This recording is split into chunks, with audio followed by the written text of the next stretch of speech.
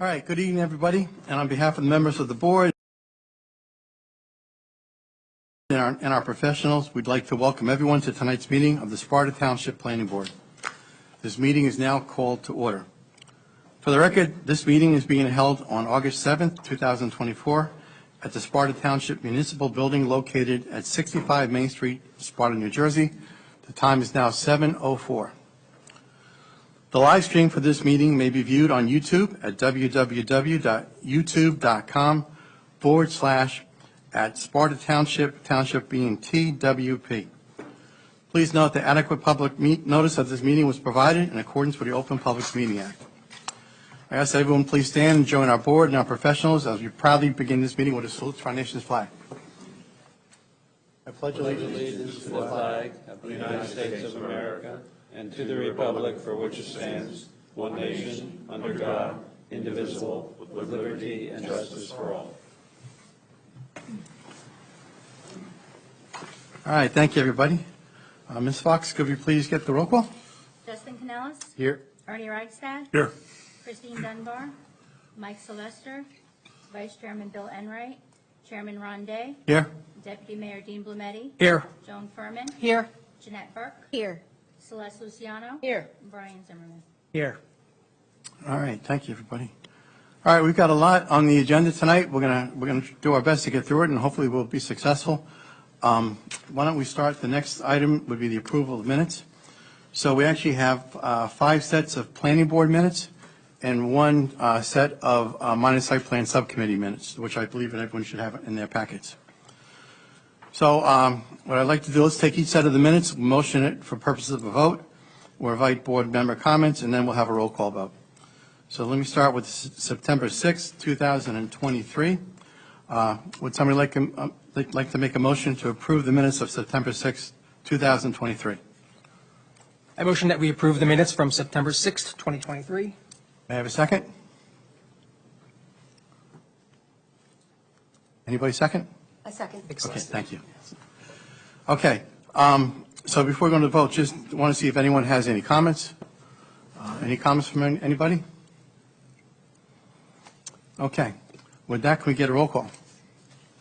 Councilman Dean Blumetti. Yes. Jeanette Burke. Yes. Ron Day. Yes. Justin Canellis. Yes. Celeste Luciano. Yes. Okay, moving on to the next set of minutes. May I have a motion to approve the minutes of October 4th, 2023? I motion that we approve the minutes from October 4th, 2023. I'll second. Roll call, please.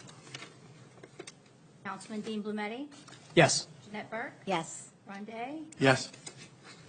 Justin Canellis. Yes. Ernie Reichstad. Yes. All right, moving on to the next set of minutes. May I have a motion to approve the minutes of October 18th, 2023? I move that we approve the minutes for October 18th, 2023. I'll second. Lori? Councilman Dean Blumetti. Yes. Jeanette Burke. Yes. Ron Day. Yes. Justin Canellis. Yes. Celeste Luciano. Yes. Ernie Reichstad. Yes. All right, the minutes of October 18th are approved. May I have a motion to approve the minutes of November 1st, 2023? I make a motion we approve the minutes for November 1st, 2023. I'll second. Okay, any discussion? Okay, I just have a couple quick comments on this one. I think when we look at the members of the site plan, the master plan committee, we can just double check. I think Allison, we had it to Allison Broderick, should be Allison Jean. And Christy Whitehouse's name and Brian Romanowski's, I believe, were misspelled. Minor changes, but I think we could move to go forward based on those changes. Tom, do we need to re-motion, or is that okay? That's fine. Okay, good. Well, yes, Dean made the motion, so Dean and Jeanette, I guess, made the motion in second, so they accept those. Dean, do you accept those changes? Yeah, I make a motion to approve them as amended. I'll second. Councilman Dean Blumetti. Yes. Jeanette Burke. Yes. Ron Day. Yes. Justin Canellis. Yes. Celeste Luciano. Yes. Ernie Reichstad. Yes. Okay, may I have a motion to approve the minutes of July 17th, 2024? I'll make a motion to approve. May I have I'll a second? second. Okay. Just a little bit of discussion. I'll let everyone go before I go here. Has anyone's got any comments? All right, so just in general, we've talked about this in the past, and I wanted to get the other ones out of the way because they're old, and I understand we got to get those done and put something forward. But again, when I look at the transcripts here, I'd like to see shorter versions. You know, I think when I look at all the 5 here that we looked at with the transcript, that was over 600 pages of stuff to read. Now, I understand that, I believe the expectation is that if they're done by a certified transcriber, that we don't have to review them all word for word with that due diligence. So, and we can rely on the accuracy. So I believe, is that the case? And if I'm wrong, someone please correct me. No, that's correct, Mr. Chairman. Okay, great, thanks. So, I'd like to go forward with these, but I'd like to I still would like to see shorter versions. I don't know what the intent is going forward. Is this is going to be the standard practice to it? It is. All right, so It's going to be the standard practice, and you can't shorten them because they're literally verbatim, word for word. that I understand, Yeah. if it's done by Yes. transcriber. But when I look at the minutes of the other councils and the other boards, I don't see them attaching the transcripts. So again, I don't want to stop these tonight, but I would like to leave the door open to have further discussion down the road on these. In an effort to get out all the backlog done, we have hired actually 2 transcription services that are going to hopefully continue to do them for the future as well, so that we can stay caught up. I understand. I'm just leaving the door open to have further discussion. Okay. So, Let me just ask a question then. Are we approving the transcripts, or because this was on the table today, it says minutes July 17th, or are we approving this? You're approving the entire thing, but I just didn't want to waste a tree and give everybody this entire packet here. Yeah, and she had called me and asked that. All the transcripts were in that Google Drive to read through. So I only gave you the cover letter because of that. This is just a lot of paper. okay, so I think we've got a motion and we've got a second. I'm not changing anything, so unless, anybody else have any comments? Okay, can we get a roll call, please? Justin Canellis? Yes. Ernie Reichstad? Yes. Chairman Ronday? Yes. Joan Furman? Yes. Jeanette Burke? Yes. Celeste Luciano? Yes. And Brian Zimmerman. Yes. All right, the minutes from July 17th, 2024 have passed. So also in the package is the minutes as a standalone set of minutes from the minor site plan subcommittee. And it shows all the actions taken from January through, I think it was June 17th. So unless anybody has any questions, could I have a motion to approve these minutes? I'll make a motion. I'll second. Okay. Anybody have any comments? Roll call?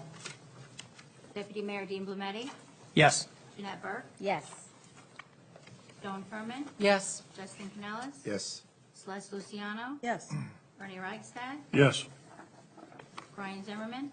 Yes. Chairman Ronday? Yes. All right, thank you. Okay, so that gets us through all of the minutes. The next section is going to be, actually, we're going to change things around a little bit tonight if we can. We've got a lot we got to get in. We have some time considerations we got to deal with. So I'm going to move on to, I'm going to skip over the section 5 for now. We'll come back to that. So I'd like to dive into other board business. So does anybody have any other board business that you'd like to bring up? And Mr. Simmons? Mr. Chairman, board members, if you'll recall, last month I did hand out a draft copy of the zoning map for everyone to look at.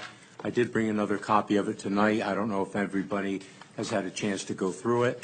Mr. Collins did give me some information that had to be corrected in one area where there was an ordinance passed changing some of the lots on the westerly side of Route 15 across from North Village, which we'll take care of.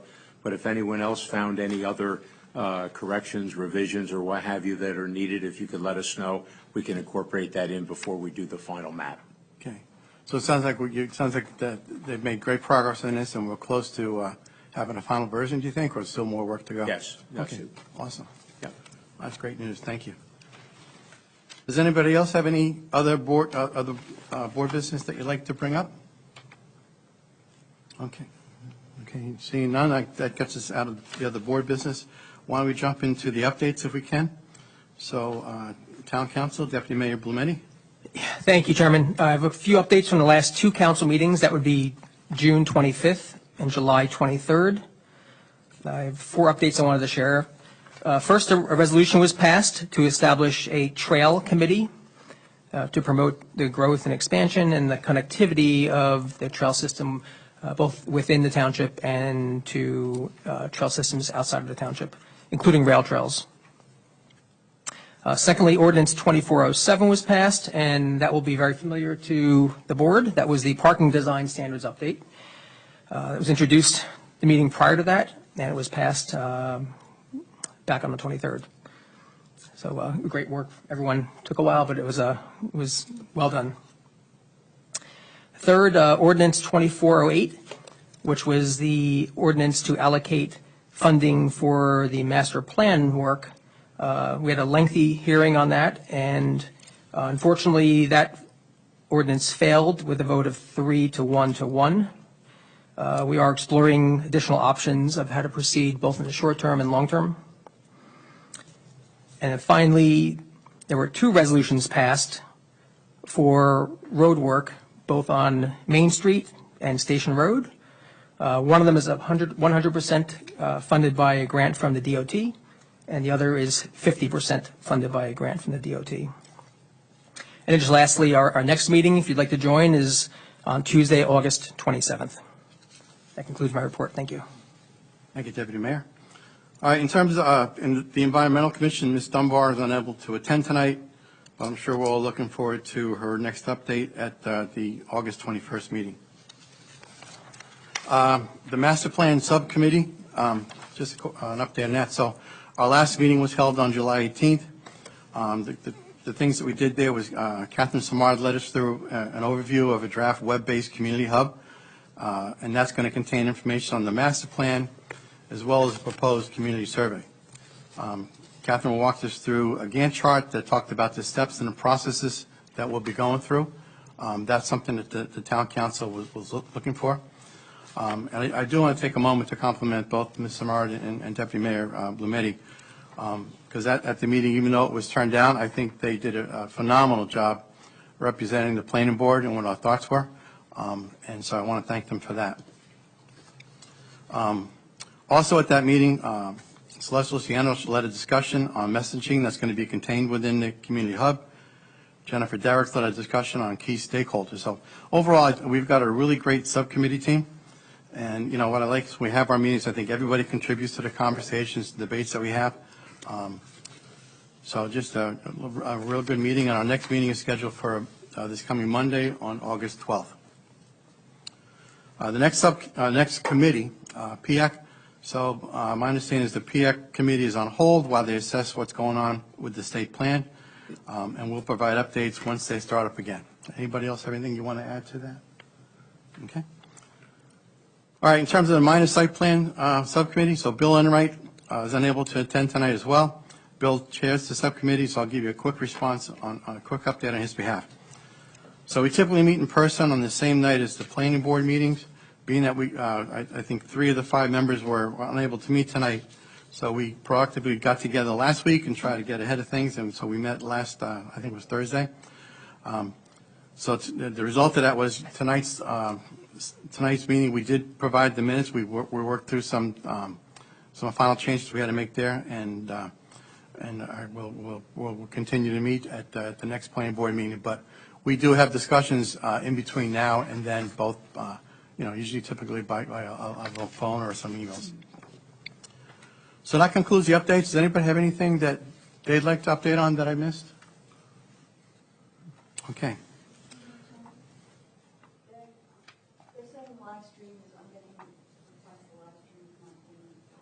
Oh, the live stream? I think the network was down. I had trouble getting on before, so I don't know if that's... I think it is a network issue. That it's on my side. I am showing active too. Yeah. Yeah, yeah. why don't we do this? Let's get through the resolutions, and we'll see if it comes up between now and then. And if need be, we can take a 5-minute break or something like that, just to maybe have, if I don't know if anyone can look at it or whatever. All right, so resolutions. So once again, I think we have, was it 3 resolutions? There we go. Yes. So let's take each one separately, have a motion for vote, ask for board comments, and have a roll call. So the first resolution is, let me go to it here. Okay, Resolution 2411, which is Planning Board Application 708, Plus Holdings LLC. And this resolution is to approve the application. So may I have a motion to approve that resolution? I'll make a motion to approve that resolution. Have a second? I'll second. Roll call? Comments? Oh, I'm sorry, comments? Thank you. Thank you. All right, I just had some comments on this. When we went over the conditions at the end of the meeting, there was a condition for affordable housing and one for sales, and also for 4 more dormers. Now, I know they are referenced back to the application, but if somebody were to look at this 5 years from now, they wouldn't know what it was or how to find the application. So my personal feeling is that that should be part of the conditions that are in the resolution. Good idea, John. So we can add that to the resolution, and it's basically what you just said. There shall be 6 affordable rental housing units and 6 for sale market units. And there shall be 4 more dormers added to the side of the building facing Route 517. They'll be added. Thank you. Okay. That's it. I have 2 points. One is very similar, the affordable housing. I did see a reference on the bottom of page 13. That's before the therefore be it resolved section. It wasn't crystal clear to me that it was spelled out that it was 6 rentals and 6 for sale. Yeah, so we'll add that as a condition. Okay. That is technically also the ordinance requirement as well, so. Okay. And then the other point is, I don't think I saw it in here, and maybe it's reflected, there's a reference to Mr. Simmons, your series of reports, about the applicant had agreed to plant additional evergreen trees around the site, not necessarily within the parking area, that was separate, but also around the building, around the site. I don't recall if Mr. Simmons, if that's included by reference in your reports, or if that's something that needs to be specified separately. I would say that's included by reference to our report, because in our report, there is a landscaping section. Okay.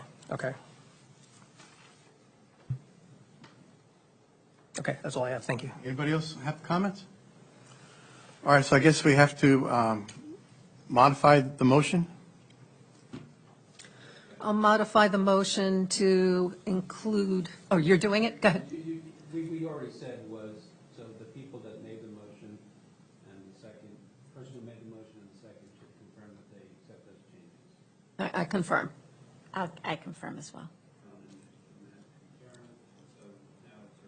Yes. Deputy Mayor Dean Blumetti, Yes. Annette Burke, Yes. Joan Furman, Yes.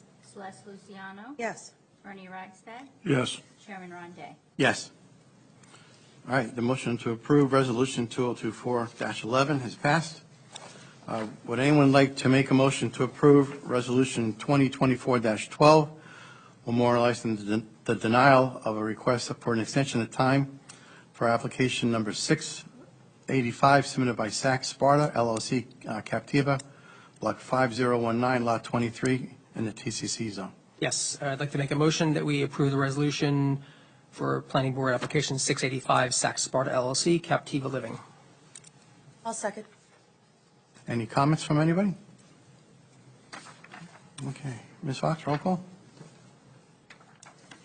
Deputy Mayor Dean Blumetti, Yes. Jeanette Burke, Yes. Joan Furman, Yes. Celeste Luciano, Yes. Ernie Ragsdale, Yes. Chairman Ron Day. Yes. All right, the motion to approve 24-12 24-12 is approved. Would anyone like to make a motion to approve Resolution 24-13, memorializing the approval of Planning Board site plan application PB 711, submitted by J.P. Morgan Chase Bank, the location of 27 Sparta Avenue, Block 5019, Lot 17, in the TCC zone? I'll make a motion to approve. I'll second. Anybody have any comments or any discussion? Okay, I think we're good for a roll call. Deputy Mayor Dean Blumetti, Yes. Jeanette Burke, Yes. Joan Furman, Yes. Ernie Ragsdale, Yes. Chairman Ronde. Yes. Okay, so the motion to approve Resolution 2024-13 is passed. Okay, so that gets us back to the hearing, which I think we need to give another 5 minutes before we can start that one. So why don't we do this?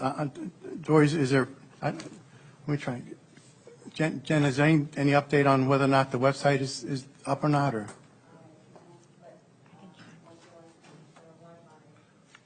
Yeah. There's probably not much. I got it on my phone. You got it on your, oh, yeah. Yeah. My phone. Yeah. Yeah, so it's working. I agree. Okay. All right, so let me do this if I can. We can't start this one till 7:30, so let me just kind of set the table for we're going to go with it. So let me go back to my notes there.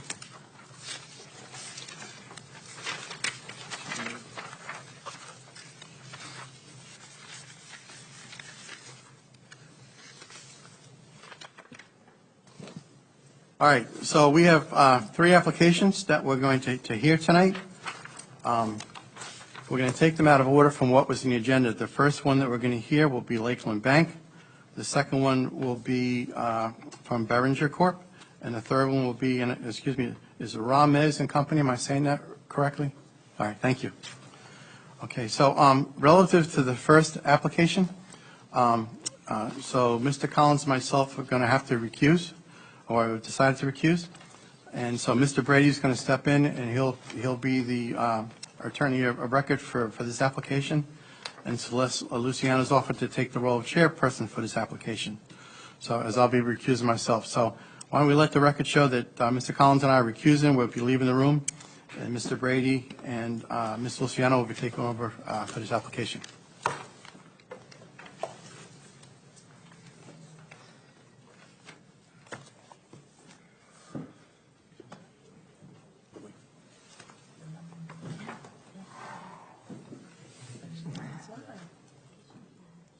See.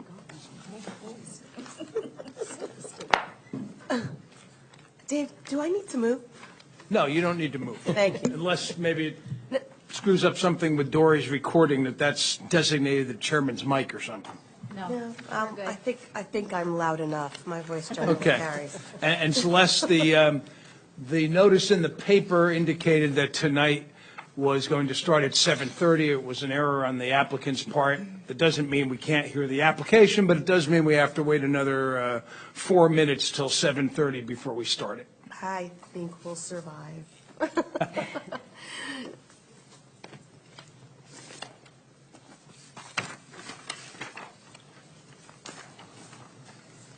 Can we do the section open to the public? Not in 4 minutes. How you doing, Dave? And Ron would need to be here for that one. Although I will say that if anybody needs a recess, now's the time. I'm going to email myself so I don't forget.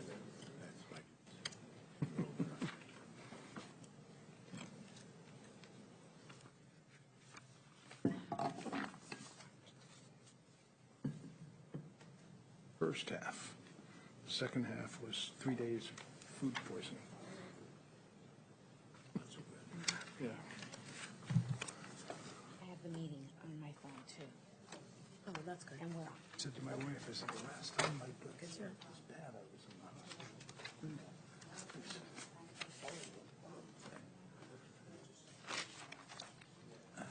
It's best I can figure. You know, it started on the way we were at Cape May. We're like 5 seconds. There's a 5-second delay. We left, actually, the last thing I had was waffles. Pretty common. But on the way home, the 3 of us still over there talking to Jen. Going to bed, I feel so horrible. You're going to have to unload the car and go to bed. Within a couple hours, it started.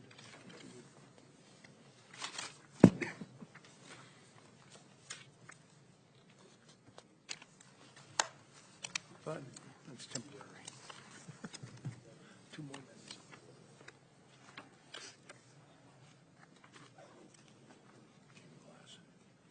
I saw that. Did you look at that?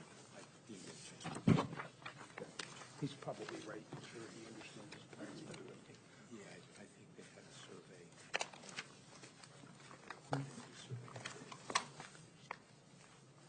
Yeah. That's what I figured, but I wasn't going to sign off. It sounds like numbers and engineering to me.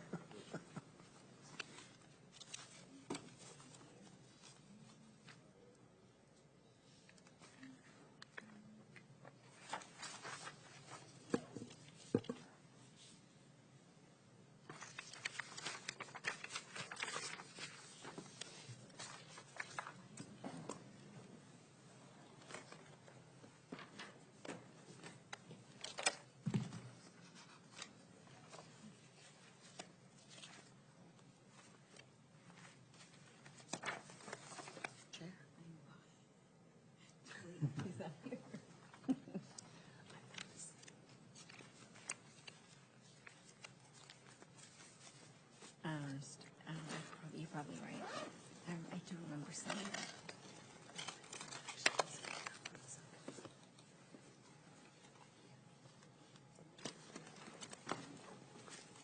Didn't Lakeland's originally go to the subcommittee?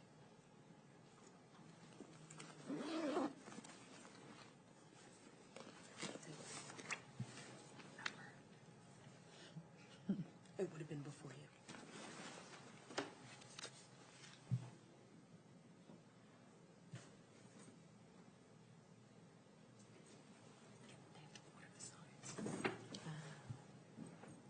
I think we're good, Okay. assuming the Verizon signal to my phone is on time.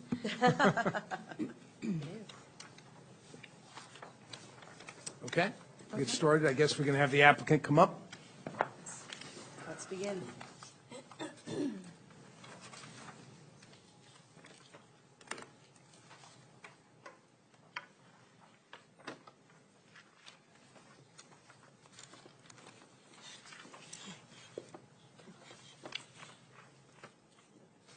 Good evening. My name is Anthony Valenziano. I'm an attorney from Sherman Atlas, Sylvester, and Stamelman. I represent the applicant, Lakeland Bank. Yeah, you need the microphone. Oh, do I? Yes, please. Can you hear me now? Yeah. Can you hear me now? Yes. Perfect. Okay. So let's start from the beginning officially. So this is application 717, Lakeland Bank, 7 Town Center Drive, Block 5020, Lot 1, Township of Sparta. And welcome. Thank you for being here. Thank you for having us. Again, good evening. My name is Anthony Valenziano. I'm an attorney from Sherman Atlas, Sylvester, and Stamelman. I represent the applicant, Lakeland Bank. And to my right is Rudy Baez, the vice president of Lakeland Bank, who will provide testimony concerning the application.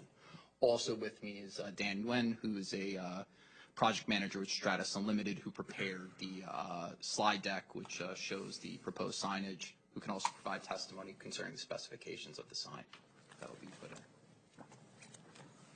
Okay, so I presume we need to swear everyone in. Yep, if we're ready to start with testimony, then we'll need to have your witness raise his right hand. Do you solemnly swear or affirm that the testimony you're about to give will be the truth, the whole truth, and nothing but the truth? And would you state your name for the record, spell your last name, and make sure you do it slowly so I can get it down in my notes? Certainly. My name is Rudy Baez, last name B as in boy, A-E-Z. A-E-Z. D. Okay. And what's your position with the bank, and what's an address? A business address is fine. I'm Vice President of Business Services for Facilities Management, and we're located at Milton Operations Center in Oak Ridge, New Jersey. Okay. Which bank? Provident or Lakeland?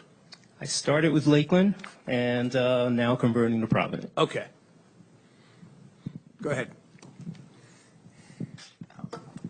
Good evening, Mr. Baez.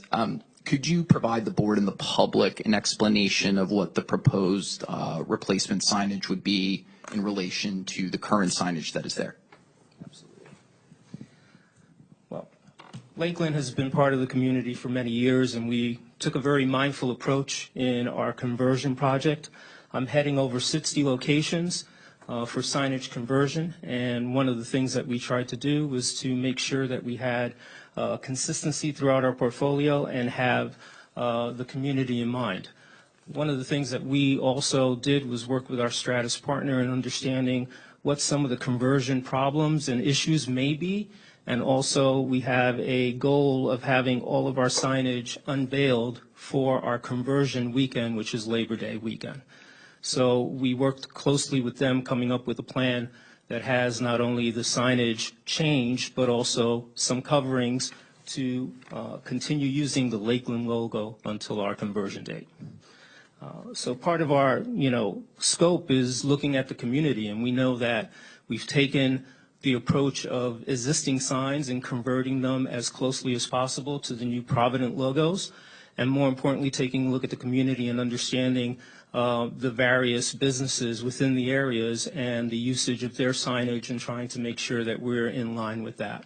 For the most part, the conversion process has gone extremely well. We're on target, and we're hopeful that we can have your approval to continue to install our signage here at the Sparta location.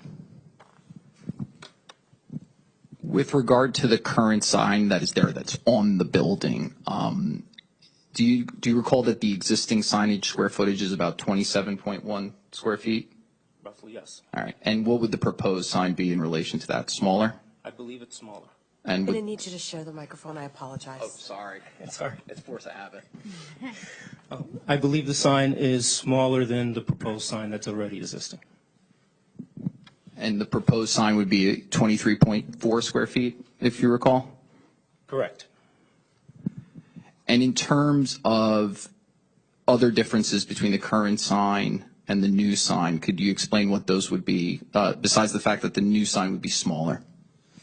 We've basically provided like-for-like signage, so on the surface of the building, it's pretty much the same type of channel letters that are installed currently under the Lakeland logo. And then there's a number of smaller signage that's directional to our parking lot, or if there is a situation where we need to highlight any type of area around the building. But for the most part, the main signage that we've proposed is on the building itself. With regard to the sign that's proposed, there is going to be backlighting for it. Can you explain for the board and the public what that would entail in terms of what the backlighting would be and the timing it would be used? We've taken a look at all the signage, and we've used backlit LED channel letters for signage across our portfolio. We also understand that there may be restrictions, and we are mindful of that, and we only intend on using the illuminated sign during our business hours, and right now we only are open till 6 p.m. on certain nights, so that would be the latest that our signage would be illuminated. And the backlighting would be white backlit lighting? It's white LED lighting, correct.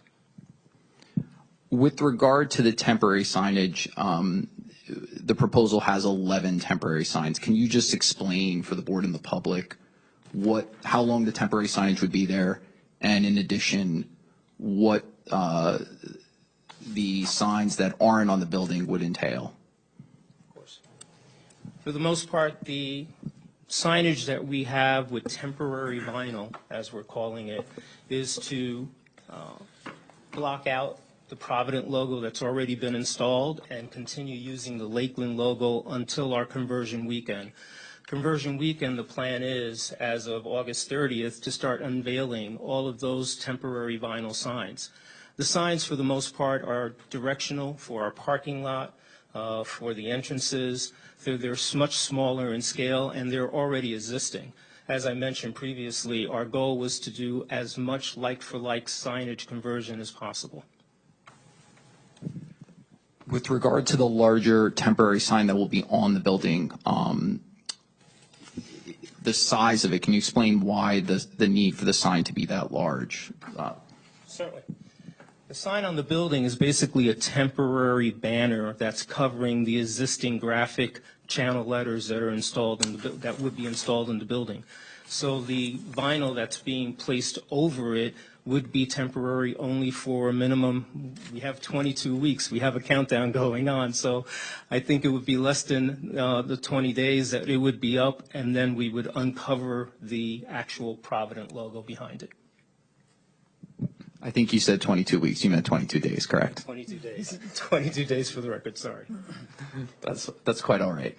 In terms of the colors of the new sign that's going to be on the building, how many proposed colors? Is it 3? It's 3 colors, including the what we call the beehive logo. Okay. I have no further questions for this witness. Okay, I think we'll bring it up to the dais. Actually, you know what? I'm sorry? Yeah. Sorry, Joan. Catherine? Do you have any more witnesses?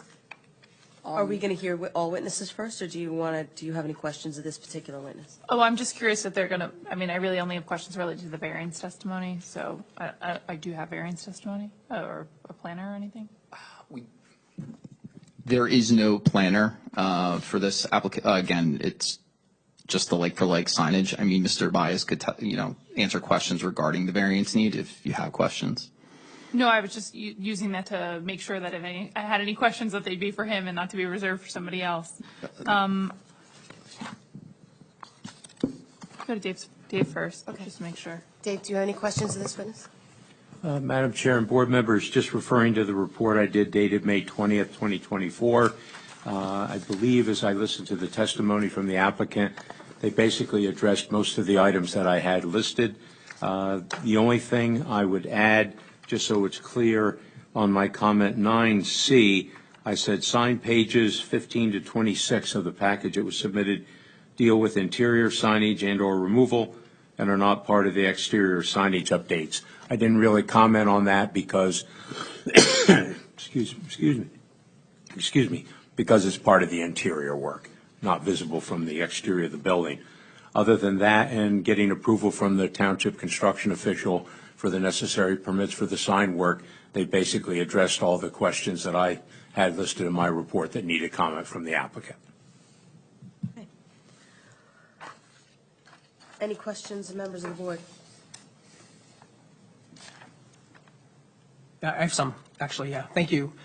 So you mentioned, just for terminology's sake, you were referencing, I think, most of the time to the largest sign on the building, correct? Yes, correct. Okay. And you mentioned backlit LED, white LED lighting. Is that the equivalent of internally illuminated? I think for the purposes of for the ordinance, it would be. That's why we're seeking a variance. And, again, to just piggyback off of Mr. Baez's comments, given the location of the building, where it is located on kind of a major throughway and where it sits, December 30th when it's 4:30 and the branch is still open, it's much easier, I think, to see. And I think that's been why Mr. Baez commented on their trend through the branches when they're installing new signs, is to have the backlit so that the community can see it from, a major roadway. And again, as Mr. Baez commented, it would only be on during business hours. How would you describe the visual difference between the proposed sign and the existing Lakeland Bank sign? In terms of lighting, brightness? The current sign is not backlit at Lakeland. It's just channel block letters in the teal, if I use the right color. The new one would be effectively white with being backlit during business hours. And orange, I believe that it's a Pantone color, I do not remember, for the Beehive logo, Providence logo. Mm-hmm. But in terms of size, it's obviously a little smaller. In fact, we do require a variance for the width of the sign. I think it's 12. The proposed is 12 feet 9 inches. The current sign is 13 feet. So it would actually be even not as wide, but still requires a variance for the nonconformity.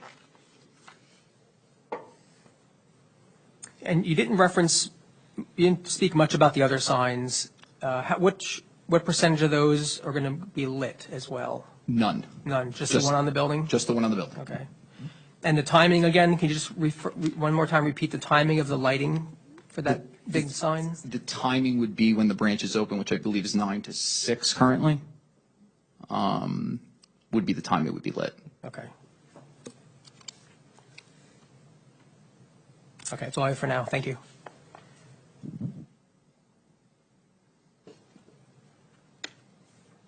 Okay, we are going to open it to the public for any questions. One little thing that was in Catherine's report, actually, said that the application form showed different block and lot numbers. Yes, the Can you site. just confirm what they are now? Yes, the site plan that was submitted, which is back, I believe, from 2011, when I believe this was first before the board for approval, actually had a different block and lot than what's currently on record for the town when we asked for the 200-foot list. So and also by the lease documents, actually had more blocks and lots. So the application reflects what's in the site plan plus what's in our lease documents, but I guess at some point in time, the block has changed. So notice was given pursuant to the 200-foot list provided for the town for this address, and for actually, was over-inclusive, submitted to everyone, twice. Valencia and I had conversations about what lots Mr. and Brady. blocks he needed the 200-foot. Well, had conversations about what lots and blocks he needed the 200-foot list on, because there was some discrepancies. Belts and suspenders on belts and suspenders. Okay, thank you. Any other questions from the board? I just have to, I gathered my thoughts, so Okay. I have a few. I appreciate the board that answered or asked and then had answered some of the questions that I had. I only had one other question that was not in my memo, and that's related to the monument sign for the entire development, the EO4 sign, which is it includes the Stop and Shop sign with the pharmacy sign. It's on page 6 of the sign package, and it's just for the 2.7 square foot vinyl nameplate. And really my question is related to, yours is the only tenant sign within that 4 squares. And I don't know if you have any control over anything. I just think it looks, just in visiting the site and passing through the site, that it looks a little strange and that there's only one tenant and there's no other tenantable sites presently right now. So, I know we're, very conscientious of the number of signs and the amount of signage, but I would even say that it would probably be better or more useful to have a sign that takes up more space in that area if possible. And I don't know how the board feels about that. It just looks very skewed right now in that it takes up a small corner. It's not very obvious. It doesn't really serve a purpose. And I think maybe whether it be with the property manager or with the lease agreement until such time that another building or another area is constructed to put in other tenant signs, that maybe the Providence sign be across the top portion or be the entire box, just to have some congruency with the rest of the sign, not look like that the property has untenanted buildings. I'm sure we could work with the landlord to perhaps center the sign at the top. I don't see why that would be an issue. And I leave it to the board if they want to follow that recommendation. I just felt that it could provide a little bit more symmetry within the sign and could be a little bit more visually appealing. I would agree with the caveat that as soon as there's another sign need or Yeah. more signs need, but for the time being, it probably has a better appearance to look fuller than empty spots. Yeah, I think if we approve this from a resolution point of view, we give the permission to do that, but whether they can do it or not really is up to the landlord, who might have certain obligations or certain plans that wouldn't allow that, but we Which can is why certainly give the permission. I brought that up. The landlord might even think that, it would be harder to kick you out of the sign box later on, so they might not want to entertain it. But I think that the board can encourage or recommend that within the resolution, and if it comes to fruition, then Mr. Simmons would probably review that as part of resolution compliance if it was submitted differently from what was here tonight. We will certainly work with the landlord to try and endeavor to do that. Thank you. Of course. And I did forget to mention, given just the timing of the conversion, we would, respectfully request maybe a waiver of the reading of the resolution, just so we can get the temporary signage up. And again, it's going to be, as Mr. Baez said, 22 days and counting. We're at 21. we're obviously not looking to keep it up there, indefinitely. Yeah, and there's no problem with that. It's at the applicant's risk if anybody should file an appeal within the 45 days after the adoption, and particularly given that we're dealing with just kind of replacing signs in kind, there's no prejudice to anybody. So I would recommend, frankly, that be granted. Seems to be no harm, no foul.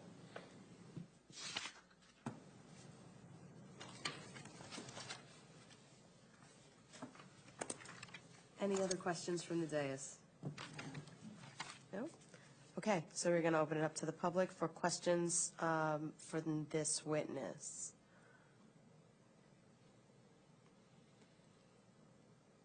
Okay, seeing none, I think we will proceed.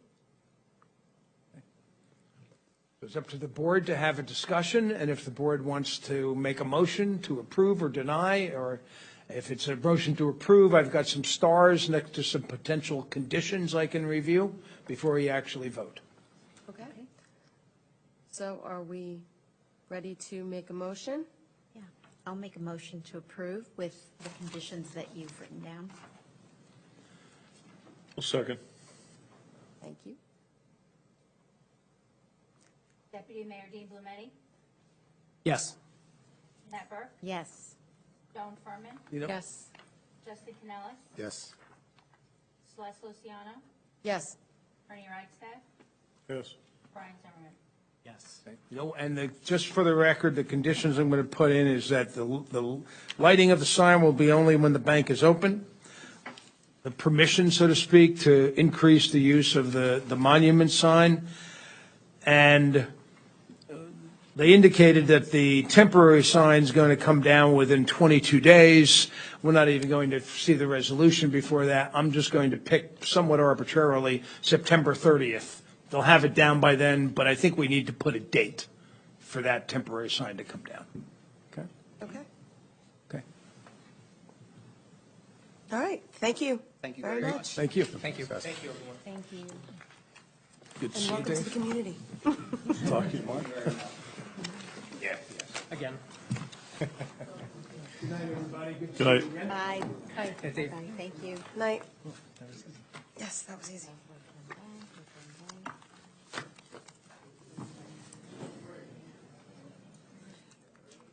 I wasn't expecting as many questions as we had. I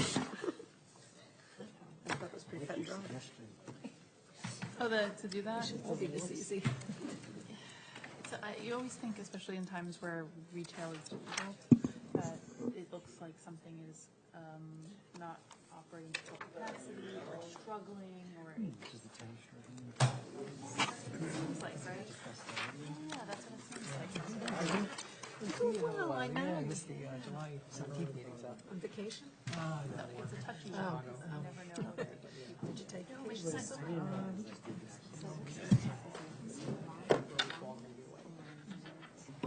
I believe Berenger is next. Perfect time. The trees probably starting just about. Yeah. All right, I saw Dave on the way out and thanked him, and Celeste, thank you very much for heading that up. No worries. Okay, so that now brings us to the second application, which would be Planning Board Application 24-715. This is a preliminary and final site plan for a new warehouse. The application is being submitted by Berenger Corporation. Proposed to be located at 10 Aaron Way, Block 1603. This application is being carried from a July 24th meeting. So welcome back to the folks from Berenger. Well, thank you, Chairman, and nice to be back. And I'm going to ask one thing if I can. Again, with the, if you can speak into the, yes, thank you. If everyone could just be conscious and speak into the microphone so people in the back can hear, as well as the people that may be listening from home. So I'm thank you. sorry about that. My name again is Nick Rassiopi. I'm with the law firm of Riker Danzig, and I'm representing the applicant, as you say, Berenger Corp. At the last meeting, we heard from Mr. Campbell, our engineer and planner, who described in detail the history of the site and how it was well-designed in collaboration with the town. We also heard from Mr. Van Horn, who spoke about the operations of the site and what's going to be happening there operationally, as well as our need for parking. So tonight, we just have two witnesses.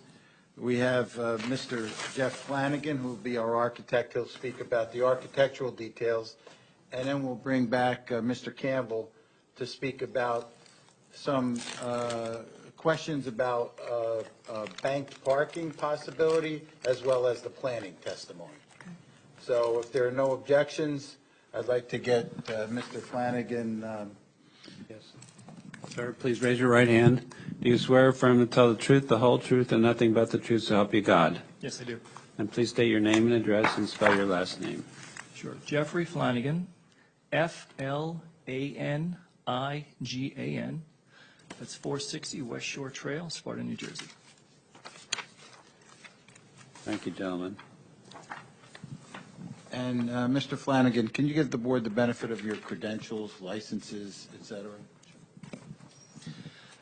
So I've been licensed since 1995, 29 years. I am licensed in 4 different states, New York, New Jersey, Connecticut, and Utah. I am a member of the American Institute of Architects, as well as NCARB. Have you appeared before boards before in your? I've not appeared before boards in New Jersey. I have in New York. So we would ask that Mr. Flanagan be admitted as an expert in architecture. Yes, the board will accept his qualifications as an expert in architecture. Thank you. Please go ahead. Mr. Flanagan, could you give the board the benefit of the architectural details of the plan and project, please? Absolutely. How are you? So we have an existing facility on Gale Court in the same town. So the intention was to try to match the detailing as best as possible for this new facility. We're trying to come up with a design motif that works for this company. So what pictures on the left are pictures from Gale Court. That's the existing building as it is now. The picture here on the right. Let's mark let's mark, maybe Mr. Campbell knows our next. A4? A4, that's right. Okay. A4 will be the one on the left. You could even mark it, Mr. Flanagan, with your handwriting, with today's date, which is August 7th, 2024. And that'll be A4. And basically, that's a photograph of the existing Behringer facility at Gale Court? That's correct. Okay. And would you describe the other plan you'll be referring to as well? So the other rendering is the proposed facility at Aaron Way. It's sheet number T101. I do want to point out that we read the reports and we saw the comments, and we trying to address in this new rendering a different approach on the front facade. We recognize that the ED zone section 18-4.29.I.8 talked about. Before we get too far into it, so this was not submitted as part of the package, correct? That's correct. We had a different version. Okay. So should we mark this? Yeah, this will be A5. A5. And you could do that again, Mark. This is A5. And the date?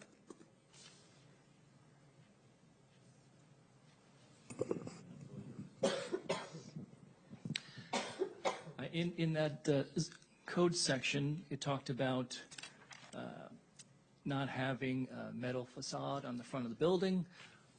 So we did have, in the previous iteration that you've seen in the drawing submitted, we had a marquee area to the right, which is the entrance, and it's the office area. And that was to try to create a visual aesthetic focal point for the building. We did have from the office to the end the metal facade, but we've now readdressed that, and we're extending the decorative concrete panels all the way to the end.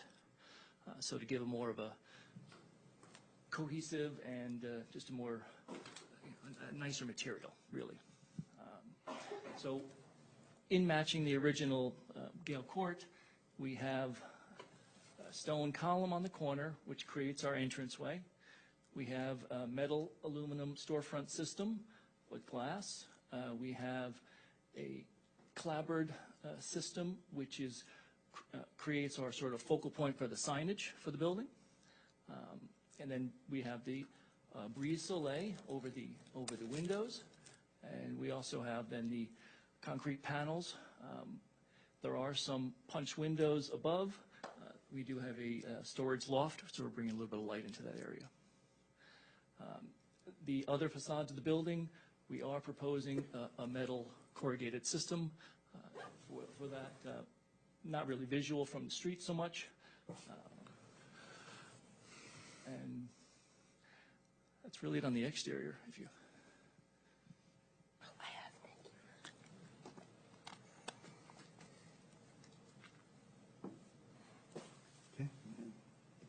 So I have no further questions for the architect. Okay. Why don't we open it up to our professionals while you're there, if you don't mind, and see if they have any questions and make sure that their comments and stuff have all been addressed. So, Catherine, we're going to start with you, if that's Sure. okay. Can you I just can't see the full building. If you just pull it over, that'd be wonderful. Thank you. So I appreciate you looking at the review memos and double checking that section for the design standards for the building. I think that the front facade does, the revision does show an improvement to what was previously proposed, including those concrete panels being extended along the building and kind of making it all, one cohesive design there. What I will say is that there is a provision under that section which requires that building facade shall be constructed on the same material and quality on all four sides. And so I don't know if there's an opportunity to pull any more of that concrete paneling around the edge of the building. I understand this is more of an industrial use, but these design standards were specifically included for the purposes of trying to, create higher standards for design in some of these economic development districts and properties. So with that being said, is there any opportunity around the other edge of the other sides of the building to kind of start to incorporate some of either the materials or some of the design elements to kind of break? I know you said they won't see the side of the building, but you're on a corner property, they probably will see some of it. Is there any way to incorporate any of those design elements? There's a possibility, definitely, yes. We do at the other end, which is the other street frontage, I believe we've added a lot more trees as well to conceal that end of the building. Yes, I think Mr. Simmons' memo had included that evergreen trees would be utilized on that portion of the building to try and help screen and also break up some of the mass of the building. And I do understand that. I would say that if number 5 underneath that section can't be complied with or isn't complied with, they'll probably have to seek some sort of design waiver for it or variance. And I think there are opportunities probably to not have, I know the building materials do relate to the building cost of construction. I totally understand that. I think there are probably possibilities. We're not saying, the entire building needs to be on all four sides concrete panel, but I think it should incorporate some of the design elements to help fashion that and not just utilize landscaping and rely on landscaping to handle that. And so if there's any way that we can include that, I think that'd be, wonderful. Okay, I think that's fair. Thank you.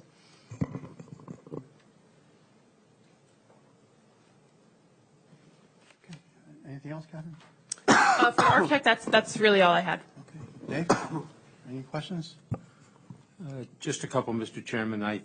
Referring to the report dated June 6, 2024 that I prepared, we went through most of the items last time we discussed this application with Mr. Campbell.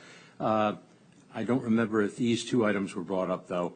I noticed there's an elevator. Will there be any emergency generator for the building? Yes, there will be an emergency generator. Okay. And as far as the HVAC units, where will they be located? Ground mounted or on the roof? Ground mounted behind the building.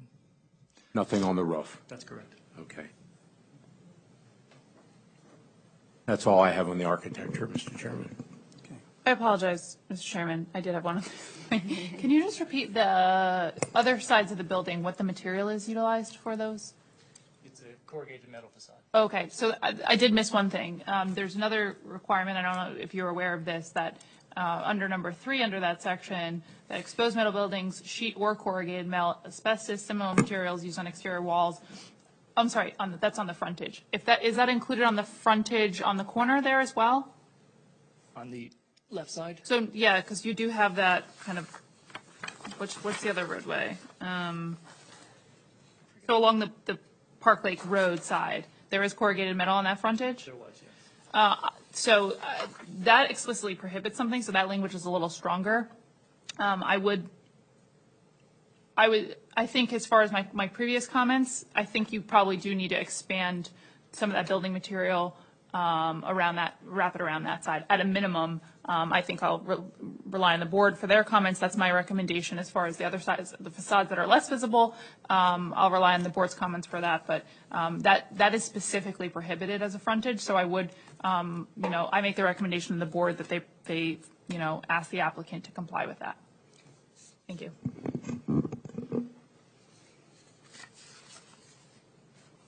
Sims, anything else?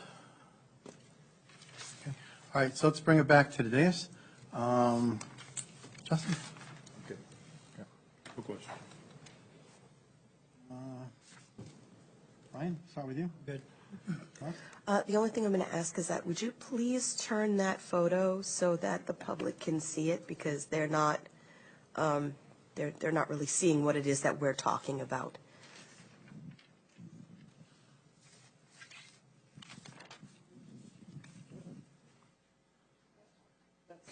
Oh, really? Thank you. Appreciate it. No other questions right now. Thank you. And the look of it all. Nope. Okay. I'd just like to say that I concur with our planner's comment about wrapping that around the side of the building. So, Okay. I would echo the same, especially around the prohibited piece. But I would like to see the design elements wrap around as much as possible. You mentioned the emergency generator and the HVAC. How will they be shielded from view? Probably a better question for Alan Campbell. Okay. I brought it up at our last. I think Mr. Campbell spoke about that. He's going to be up again, so it's a good question for him, and he'll speak about it again. Okay. Same with landscaping? Yes. Okay, thank you. That's all I have then. Just a couple questions from me. I believe the building sign will not be lit, is that correct? That's correct. On the facade, it's not lit. Okay, great. And you'll talk to the parking aspect of it later, in terms of the bank parking? Yes. Okay. Mr. Campbell will speak about that next. There was one other question.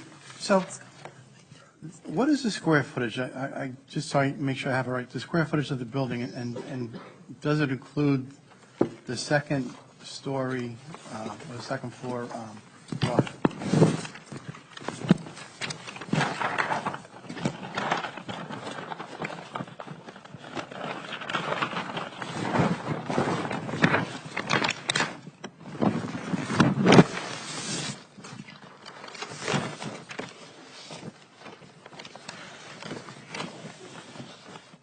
So the gross floor area is 18,171 square feet, and that does include the storage loft.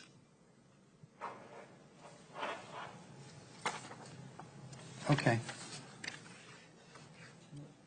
I thought let me go back and look. I thought I'd seen something a little different, but I think it's. Ron, I'm seeing 18,275. Yeah. That includes the covered porch, which is outdoor. Okay. So the gross floor area was That the would make interior sense. space. Okay. I don't know if this is an architecture question. Catherine, I think you had mentioned in your report, there was a question about the lot area ratio. Was that ever? I had asked that question of the engineer at the last hearing, based on the updated landscape plan that didn't include that. I think that's a question for the civil engineer. Right. No other questions? Yeah, Mr. Campbell will be answering that question as well. Okay, thank you.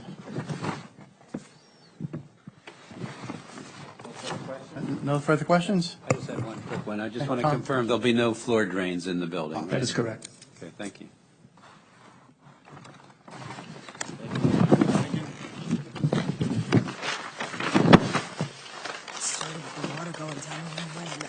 Thank you.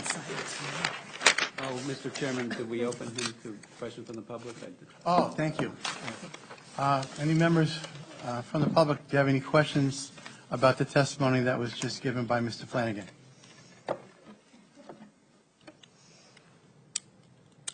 Okay, seeing none, thank you. Thank you, Mr. Collins.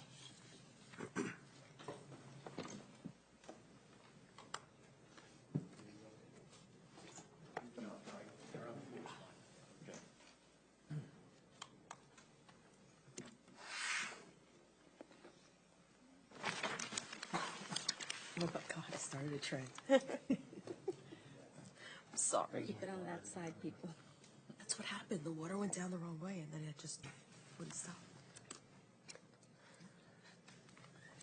That's what I get free candy. More efficient. You need help or you got it?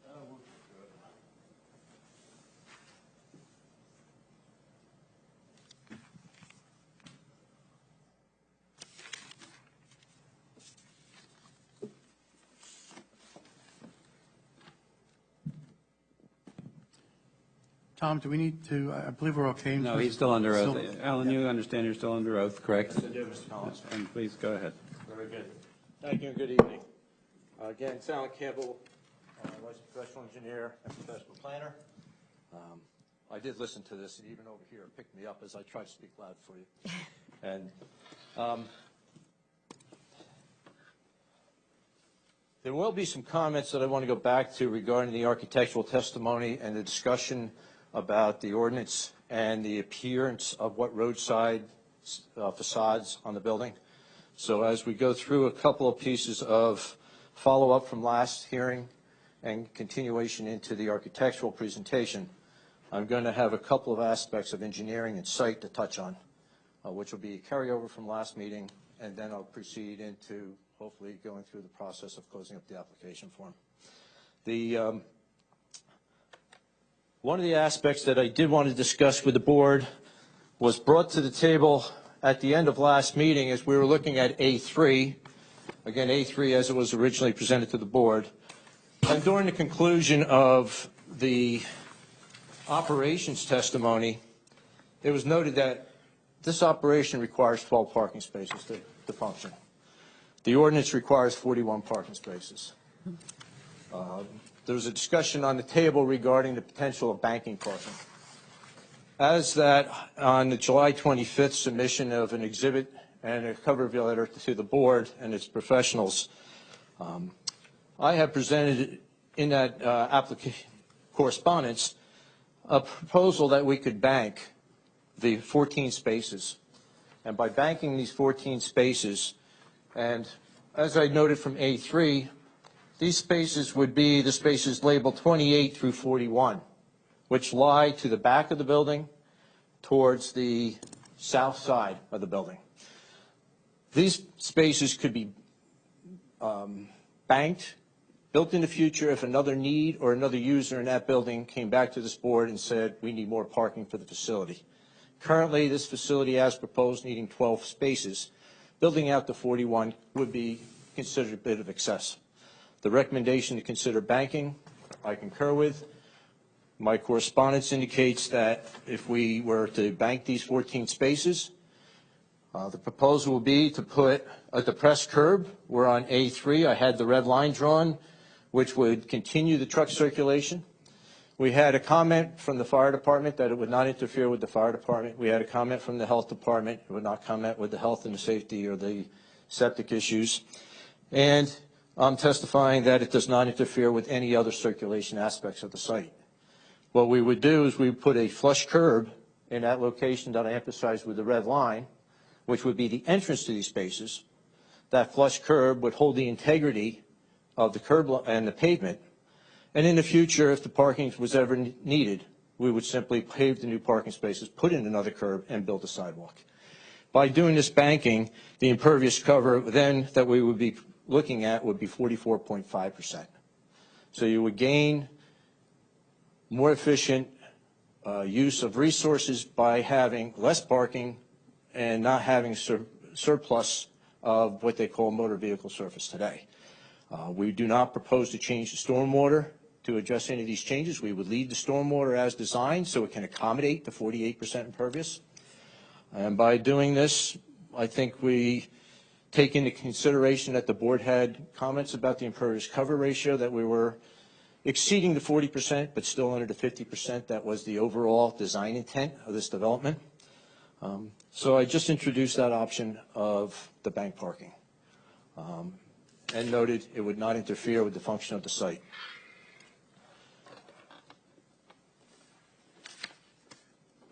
Okay. Another aspect that was brought to the table is regarding some of the landscape ordinance, and what I'll refer to a relatively new landscape ordinance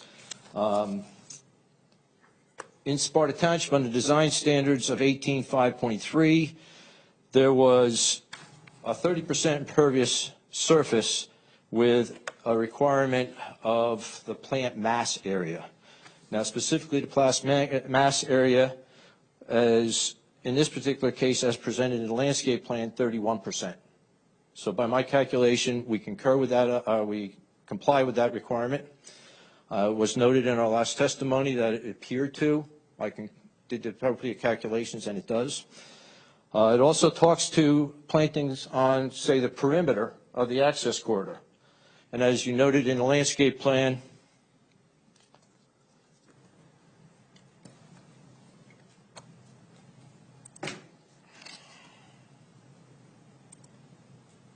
as we access from Aaron Way on your right-hand side or to the west of the property, the entire perimeter of that access corridor is planted, not just with the 5-foot minimum, but with a 10-foot wide planting area.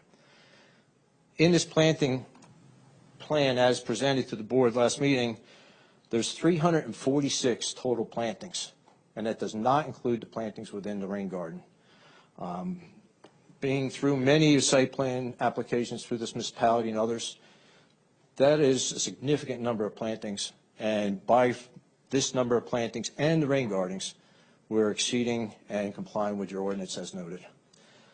With regards to the ED districts, 184129, there's a distinction between the plant mass area and the landscape area. So what I look at is what is not included as landscape areas. So by your ordinance, what I'm reading is not including areas occupied by buildings, structures, paving for parking, loading, or access thereto. So in this particular landscape plan and the site plan, not taking into consideration of the bank parking, which will then have those parking spaces green, we have approximately 52% where 40% is required. And therefore, we do comply with the new section of that particular ordinance. I also make reference to other planting areas that are restricted for planting, which would be the site triangle easement, the septic fields.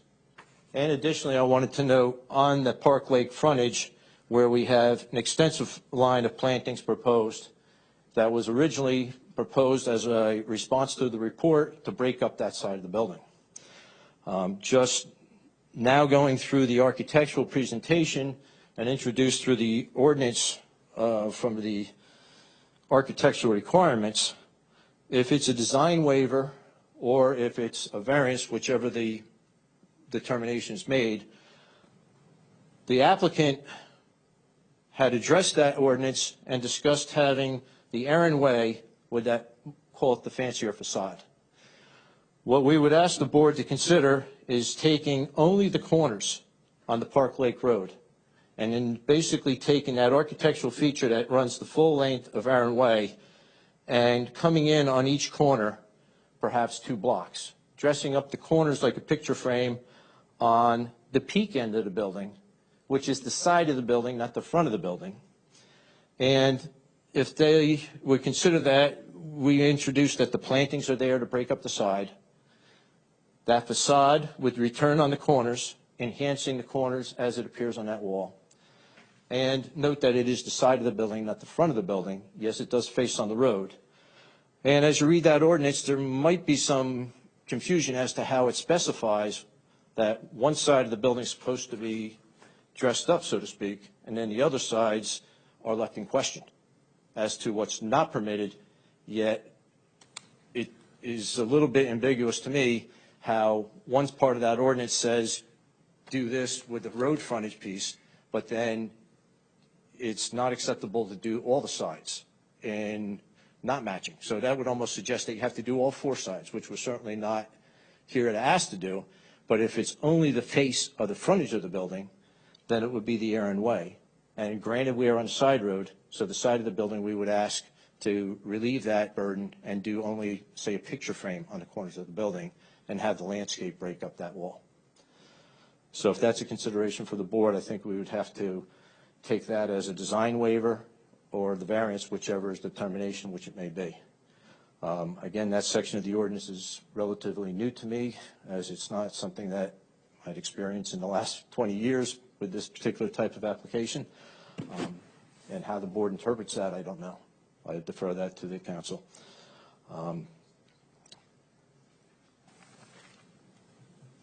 I believe that touches base on those aspects of the engineering and some of the landscape. Maybe a little bit more on the architectural. I don't know if we want to cut off at that point and talk about some of those aspects before we go into what I would just caption as the close of the meeting, where we would talk just to have me verify the proofs that are applicable for the various variances. I just have one more question. Based on your knowledge and familiarity with the complex or subdivision, right, and the other buildings on Aaron Way, would you think what you're proposing here on the side road is harmonious and consistent with that construction?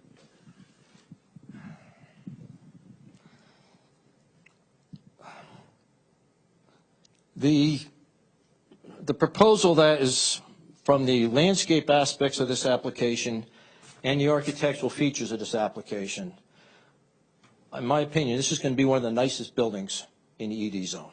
And I'm not saying that standing here on behalf of this applicant specifically. I've done countless buildings on Wilson Drive, Gale Court.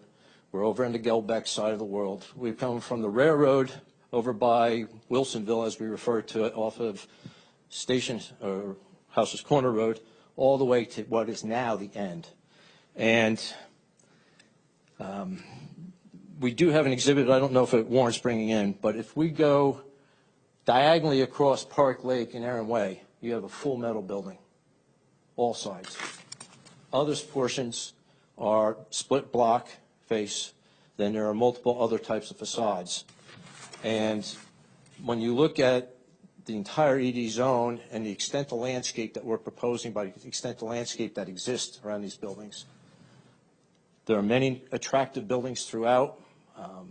I can go back in history 25 years and think of certain applicants that have gone overboard and done an extremely nice job for Sparta.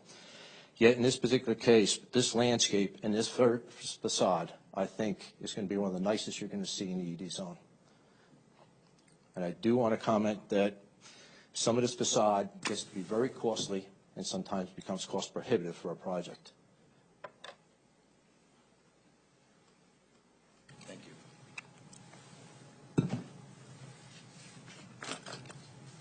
I think finish the planning testimony would be great. Then cross-examination, and then the board can deliberate.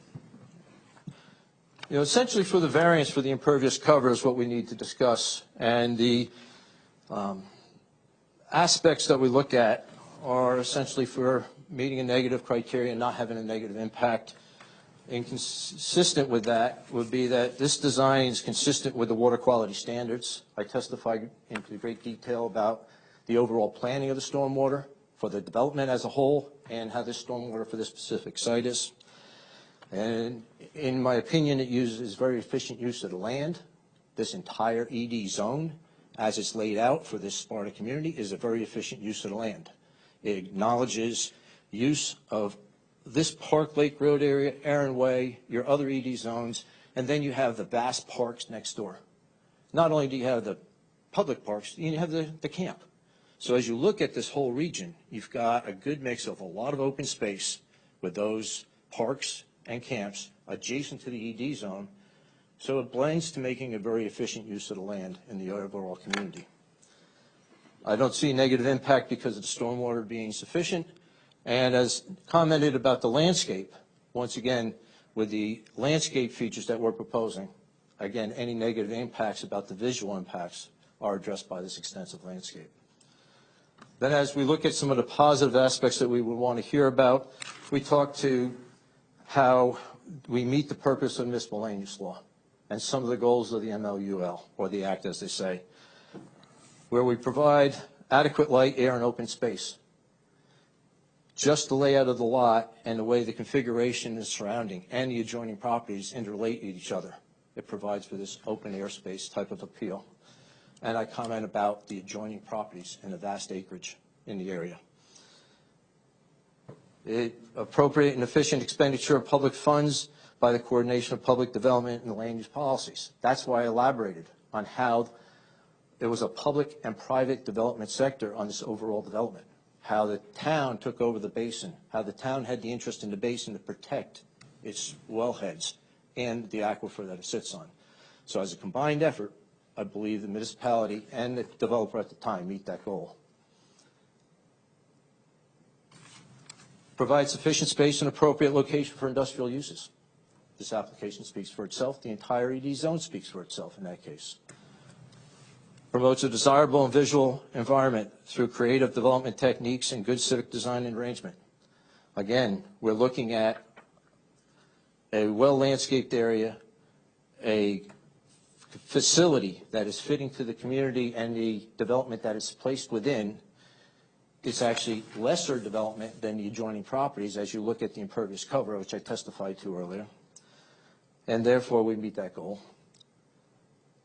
And again, we encourage the coordination of public and private procedures and activities shaping the development of land, lessening the cost for such development, and to be a more efficient use of the land. And I think we reach all those goals with our proposal. I can close with that, and any questions regarding specifically, I believe, the waiver for the building was something that we haven't discussed before. I have one question I didn't want to miss. I think it was from the deputy mayor talking about shielding of some of the equipment, either the generator or the HVAC on the ground. Yes, to answer the question regarding the generator and the sorry, I don't recall last meeting. We had discussed where the generator and the other HVAC units were going to be placed in the back of the building adjacent to the garage access doors. And my testimony was that if the noise levels of the generator were deemed to be anything above that permitted by the state codes, that they would have additional sound shields. And then they would have the applicable PVC fence to enclose them so that they were not visible. I'm sorry if you missed that last testimony. No, I heard part of that. So the fence is optional? It's only if needed? No, well, the white PVC fence is proposed to be around the utilities. Okay.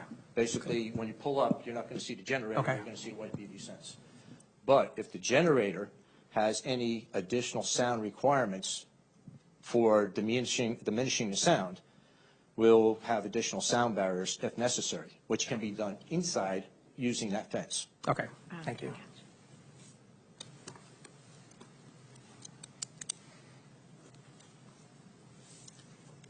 I have no further questions. Okay.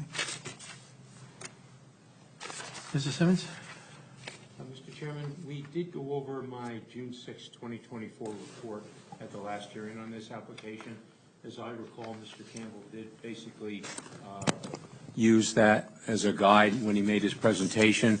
And then when I went through the report, I highlighted various areas that needed additional fleshing out, if you will. Again, he just talked about the HVAC and the generator units. Generator unit, diesel or natural gas or propane? I believe it'll be natural gas. I believe the natural gas is available in this development now. Okay. I did concur with all the stormwater management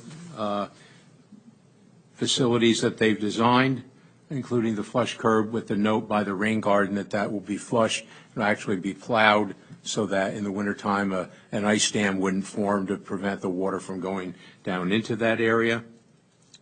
I don't recall, I have a yes here, but the building will be sprinklered? Yes. Okay, so that was taken care of. We just went through the landscaping, and I believe we discussed, and correct me if I'm wrong or if I'm being redundant, there's not going to be any floor drains in the building. I think you just asked the architect that as well. That's correct. And the only other thing was, I believe Mr.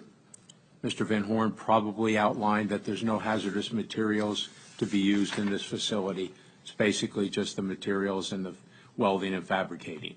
That's correct. That's all I had, Mr. Chairman. Thank you. Ms. Samari? Thank you. I appreciate the testimony and the updates based on some of the questions of the last meeting. I think, one of my major focus points is probably still those design elements that are required in the ED zone now.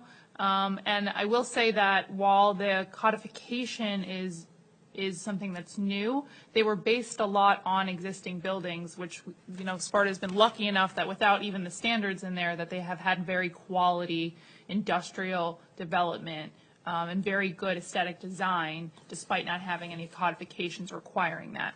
Now, with that being said, I don't think that the codifications necessarily within the ED zone are conflicting, and maybe I can clarify that, in that each of them are different layers. Each of those requirements are different layers to the building design, meaning, one, the building has to have, high-quality materials, it was intentional to include certain materials being prohibited. And that's not to say that the building is not designed to be beautiful right now. I think that there are, there's intentional choices within the ordinance to avoid any kind of low-quality construction or whatever. I think the building has been designed nicely. However, the ordinance does have some prohibitions. As far as the building being constructed of all the same materials, which I think is where you thought there was conflict, with number 2, which is the entryway has a focal point. It's just intended that the building have, and you can see that kind of in the Gale Court, is that the sides don't match the front, which can be stark if you're entering the parking lot, can be stark just from a visual perspective, and I think that's what we're trying to avoid here. Now, like I said, I think the building is close. It's gotten better since the original design. I think that the wrapping of some of that concrete panel or whatever material ultimately is chosen based on a cost perspective, I think those larger kind of panels definitely break up the mass a little more rather than having skinnier lines or vertical lines, which are shown on the metal, corrugated metal. Now, specifically exposed metal buildings, sheet, corrugated metal, those are not allowed. But that doesn't mean to say a lot of buildings that go for an industrial look or go for a more modern look, you'll see them in some even like retail areas, use metal paneling systems. I think the difference between corrugated metal and a metal panel system is probably just one level of quality or one level of look. So what I would say to the board is that if they were willing to, not allow a corrugated metal, but maybe even still a metal paneling system, insulated metal, whatever it ends up being, so that there can be a cost, not a huge cost differential. I think that it will go far for the look. It'll also go far for, the approval before the board. I'm trying to get a nod. My eyes aren't that good, so I couldn't tell you if they did or not. And perhaps we need Jeff to comment on what this metal roof or this metal siding actually is. We'll ask, but let's. These are just recommendations that I have. I'm trying to explain through the ordinance. I'm trying to avoid. And I appreciate that. Yeah. Because I myself was Understood. confused when I got to number 4, I think it was. Understood. Why don't we take further questions and we can come back to this question? I just had one other question about the landscape. There, in the landscape requirements, which are now incorporated into the ED zone as well, specifically, there is attention to suggestions or encouragement of using native species where possible. I think this came up at the last meeting, I'm not sure, but, some of the plants on the list do have NJ native, very similar plants, and if they are available, if they can be utilized, we would, appreciate that. I think it could. And we agreed to get to the greatest extent possible. Yes, thank you. With what's available. Yes, thank you. And I think that's all I have for the engineer at this time. Thank you. All right, gentlemen, you ready to talk about that, or you want some more time? We can continue with questions. Continue with questions? Okay. Okay, so let's bring it back to the dais. So Justin, I'll start on your end, if that's okay. I'm okay for now. Okay, Arnie? Okay, I have no questions. Deputy Mayor? Yes. Thank you. I have several questions I'd like to go through. For the first one, I'd like to set a little context, and it goes back to what was discussed last time about the Environmental Commission's report around what zone this is in and some of the other environmental aspects of this. So a few comments, and I'll get to my question. First one is that, I see this is in an existing community zone. It's the lake subzone. So I think we're clear on that. It does state that the development or redevelopment, provided that it's compatible with the protection and character of the Highlands environment. It also talks about the importance for the subzone to prevent degradation of water quality, watershed pollution, harm to lake ecosystems, and promote natural aesthetic values within the existing community zone. So that's one part I want to set the context of. The second one is there was a mention of wells last time, and there was a comment about the wellheads weren't that close. Just to clarify that the property is within a wellhead protection zone. 36% of the property is within a Tier 1 zone, and the remainder, 64%, is within a Tier 2 zone. And finally, as was mentioned last time, I believe, is that the property is within a vernal pool buffer area. So that being said, my questions, there was a comment last time around, I believe Celeste brought this up, around, well, the crux of allowing more than 40%, right? What's at the heart of allowing more than 40% impervious is the regional basin and the functionality of that. So the original capacity was designed to handle up to 50% for each lot. Of each lot, correct. Yeah, so how do we know today and going forward that capacity is still there to handle this many years later, and it's in functioning condition that it can handle the stormwater from this lot? So when the subdivision was first, I believe I testified to this as to each lot's responsibility. I don't recall if you recall my testimony on that part. So when we first set the subdivision up, 2004, whatever year it may be, I could go to the exhibit if necessary to be specific. Each lot was more or less an allocation to use 50% of impervious cover and have that directly discharge into the regional basin. So if we only used 48%, there would be a 2% surplus in that pond. That doesn't mean the next guy gets 52%. Right. And the guy across the street that got 58%, he put additional stormwater ponds in order to accommodate the overage. So across the street where there's 58% on that particular site that was approved, you have stormwater basins in front of it for that extra 8%, which means that he only used 50% of that basin. So that basin was designed, installed, it was reviewed and approved and accepted by, I believe, CP engineers. They're representing the town. And the as-built conditions concur that it was in compliance or excess of my design. The as-built was done by others. And I was contacted numerous times during that as-built from Dave Clark, CP engineers, while they were reviewing the as-built done by Owen Dykstra, PE from locally here in Andover, Sparta. And by that, you have the pond built.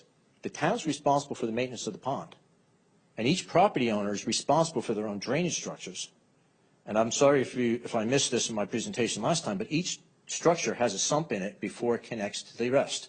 That's a hole in the bottom that collects debris that is required to be pumped out twice a year by a hauler and responding with documentation back to the municipality. So each property has a responsibility to maintain their drainage so that any siltation from the drainage, any litter and debris that gets into the drainage system is trapped on their own site. And they are responsible to provide the documentation to the municipality that they maintain that. And then from there, what goes to the pond, if there's any additional sediment or suspended solids that come from the roadway, that is trapped and treated in the pond itself, where this particular pond is there and designed in accordance with the state to provide for the water quality treatment that's necessary. The quantity, volume, is regulated by this action, this board, which is why they did not blanket 50% in the zoning for this development. They chose to keep it at 40% so this board could regulate. So when it did go over 50%, you accommodated that 8 like you did across the street or the previous board before this. So that's the only way I can tell you that we assure that pond has the volume. The maintenance of that pond is the responsibility of the towns. And they chose to do that in conjunction with the developer. The developer had the cost of one less lot to develop, but it was to the protection of the wellheads that are directly behind it, where the water company has the property directly opposite this pond. Hopefully that answers your... Partially. First of all, anecdotally, the requirement and responsibility for not your lot, but the other lots, to do that by semi-annual cleansing, mapping, or reporting of the basins and that maintenance, and then reporting to the town. Anecdotally, that doesn't happen all the time. I do know that. I'm not saying that's your lot or your problem, but that's not, in theory, that's how it's supposed to be. It doesn't always happen. I know My that. application on Aaron Way brings that to this board, and in testimony says that my applicant's responsible to do that. Right, right. Because I designed that site, and it was intended by your engineer at the time, Charlie Ryan, to have that, and Eric Powell, Mr. Simmons concurred. Specifically, each property owner is responsible for that, just as they're responsible for mowing their own lawn. Right. Understood. Understood. I understand how the system's supposed to work when it was designed. My question still is, today, do we have any evidence that that pond down the road still can handle what it was meant to when it was designed years ago? That's my question. Is there a way to know? The only way to know would be by observation during a storm, possibly like you had Friday. If there was any observation, it's not the most exciting thing, but I designed I run around the county after a heavy storm looking at the different ponds to see how they functioned that I've designed, whether it's Hampton, Frankfurt, Wantage. Not exciting thing, but it's pretty interesting. Yeah. I don't do that here because, one, it's fenced in, and two, it's not necessarily a specific site that I'm still the engineer for. I would anticipate that perhaps the municipality would regulate that in some way, and perhaps have the municipality would have someone observe. Let's say we get another 5 inches of rain in 20 minutes like we had last Friday or Saturday. Have someone go out 12 hours later. It's going to be 12 to 13 hours later that you see that pond crest, which would be the peak crest at the end of the day. Right. So Right now, we're going based on an assumption that it's operational to full capacity and can handle this development. Correct? I would have to ask the board to make that assumption, that it is a reasonable decision to make of this board, that what's designed is regulated by your municipality in accordance with what was intended. I mean, Okay. I don't know how else to expand to the board. There's not stormwater police yet. Right. And just to clarify, there is, because the impervious is under 50, there is no basin, excess basin plan for this, correct? There is not, but we are still proposing the rain garden in order to further enhance the water quality. Because one aspect, which was brought up at last meeting, was that there was a change in the design intensities, storm intensities. So in July 2023, there was a magic switch turned, so one day the rain got more by a factor of 1.07 or thereabouts in Sparta. Next year it's going to go 1.5 or something thereabouts. I got to look up that number. So recognizing that 50% was what was done back in 2020, and 2023 we have that factor. My stormwater analysis and design at the 48% demonstrates consistency that we do not exceed the allocation into that pond that we were originally proposed to have, even when I'm using the number, which is from 2023, which is a greater design flow. Right, right. Hopefully that explains how that worked. Yes, it does. I know we talked just a few minutes ago about Mr. Simmons' report, and I just wanted to confirm a few items on there, just to be clear. There was an additional inlet to collect the wintertime stormwater that may flow on down Aaron Way because of maybe bypassing the depressed curbs. Is that in the plans now? Is that? No, I described and testified last meeting that, again, I'm sorry if it wasn't clear in my testimony last meeting, that what was discussed was a depressed curb, and what I proposed was a flush curb. Being the difference, a depressed curb is not depressed. It's depressed from 6 inches down to 1.5 inches, so it still sticks up. Okay. Right? A depressed curb routes water. A flush curb provides for water over the top. This water over the top on the Aaron Way entrance is designed specifically to be flush curb in order to allow the water to flow over in sheet flow, which is one of the objectives of the stormwater rules, and to go by sheet flow over grass area, which is dedicated to be a snow removal area, kept clear. And in fact, part of my testimony was that we moved the sign from 25 feet to 35 feet in order to preserve that area. So that addressed the concern of Mr. Simmons about the snow dam, because that's where we put our snow. And then snow melts, goes into the rain garden, and the rain garden flows on its way. So there is no new inlet. And this is what Mr. Simmons had just commented to regarding the item about that inlet and the flush cone snow removal area. And subsequent to the report that I did discuss that alternative method of handling in the wintertime, especially when the snow dam forms. And I was in agreement with Mr. Campbell that we didn't need the inlet as long as it was a flush curb and the applicant agrees to maintain it and actually plow the snow beyond the curb, the flush curb, so that the water could drain in that area. Okay. So the rain garden would collect that, plus the roof will, as part of the roof runoff will go into the rain garden as well, is that correct? That's correct. Okay. All the questions I have for now, actually, I have one more, and it might be under consideration now. You mentioned earlier about dressing up the corners. I know we're still talking about another idea. You didn't actually indicate, if you could, how far in from the corners, if you were thinking about dressing it up, you would go. I mean, it's a very large building.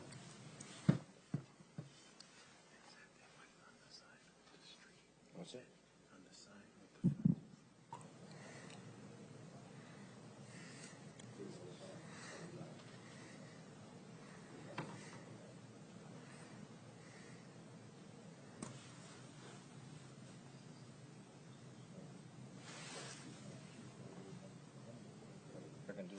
Yeah. Get more information for you. Thank you. Appreciate the live updates. I take my time. We could just. We don't need interpretation of it. We'll get it done. They're going to carry that facade across the whole Park Lake. So they're going to do the facade along Aaron Way, that was described by your architect earlier. And instead of just dealing with the corners, they'll do the whole side. Okay. And then you'll have both street fronts done with that facade. I'm going to tell you, we saw the cost estimates of it. It's very pricey. And it's extremely pricey, and doing both sides, I think, is a big gesture for the applicant. Thank you. Go ahead. Well, just think, you'll save money with the parking you don't have to build. I only wish the parking was that expensive. It's a 3-to-1 trade.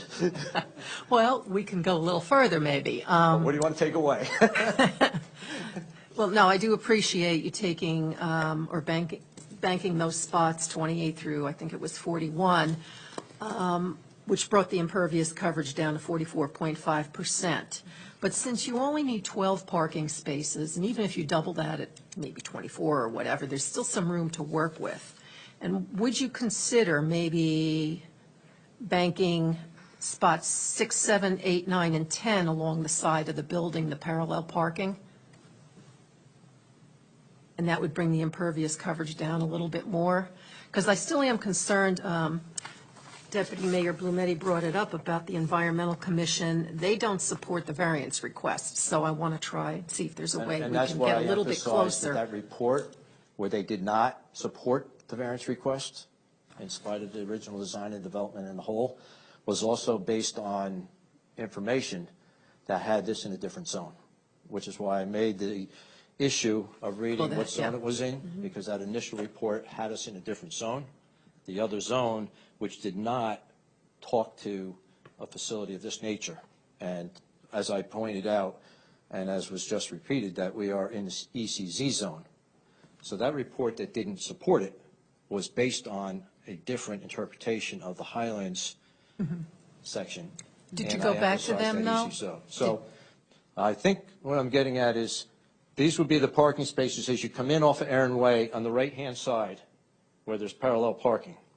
And we could bank 1, 2, 3, 4, 5 parking spaces that are on the right-hand side there, doing something similar in nature with a flush curb. And I think I'm getting a nod, yes, that that's acceptable. Okay, that's great. So we can do that. How do you, yes, we can do that. And yes, we agree to do that. How do we procedurally address the variance relief? Do we still say it's a variance for 48% and then bank the parking, which recognizes that with the build-out, with the bank parking, it would be 40 whatever percent? And then that variance is also the bank parking granted with a parking variance? Yes, what we normally have done, and we have done this on many occasions, is it's a conditional grant of the variance from the impervious coverage and the parking number. With what I described at the last meeting, and actually we saw in a prior approval, I think it was the Thor Labs building, it's the waiver of the present implementation of the required spaces. And the condition that occurs on those is that some or all of the parking spaces shall be added if the township engineer or the applicant determine that they are needed. Now, that, as I can remember, has never been necessary. And based on the testimony we heard from this applicant, it sounds like we could even reduce the number of parking spaces further, but I don't think it's necessary based upon this design. So it's basically a variance from the parking standard and the impervious coverage, but subject to a condition that it's a waiver of the present implementation of those spaces, and they shall only be built if the township engineer and the applicant determine that they're needed. And merely only to the extent they're needed. You don't even have to build all of them. You only have to build, theoretically, what some overage is showing. Also, this particular street, these two streets have wide streets and do have on-street parking, which is not going to be needed, but is available in this zone. All right, so if you are to take out those 5 spots, Looks like he's calculating that now. yeah, he's doing the calculation, and I'm thinking about the plantings as well that could go in there. But that's just slightly over 1.2% or slightly over 1%. So I think if you were going to, let's call it 1%, and say then we'd be down to 43.5%, which It's a lot better. is getting a lot closer to the target. Yeah. With parking that we testified to is not necessary. Oop, there you go. So, And you would put additional some, bank parking, yes. and you would put some plantings in that area.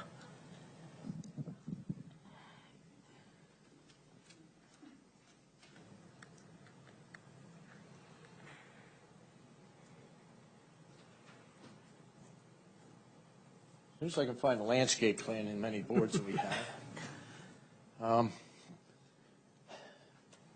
This border is already heavily planted with a pretty solid band of about 10 to 12 feet of plantings.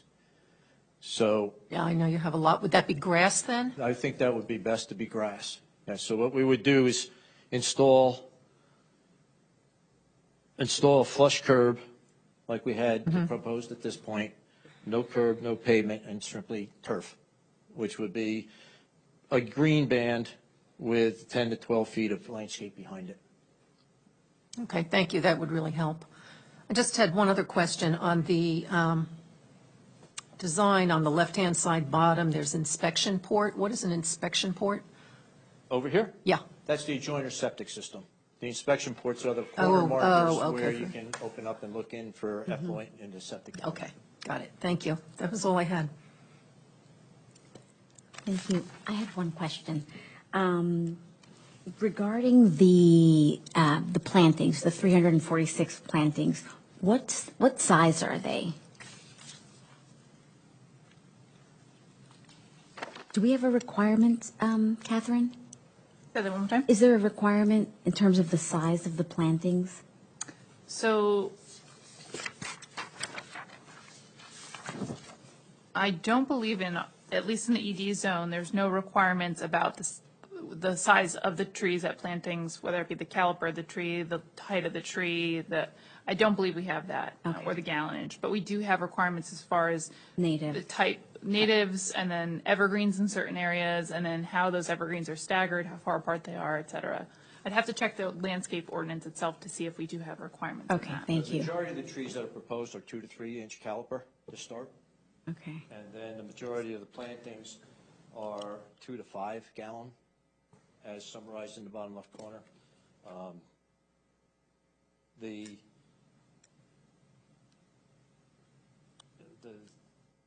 best I could tell you then is the 5 foot high is the start on most of these trees. And with a 2 gallon bucket, you're going to get the perennial plantings and the typical juniper mats that you might see along the edge of the landscape and the like. Okay. With a 2 gallon. The 5 gallon would obviously be the bigger grasses. Thank you. That's all I have. I'm good, thank you. I'm good as well.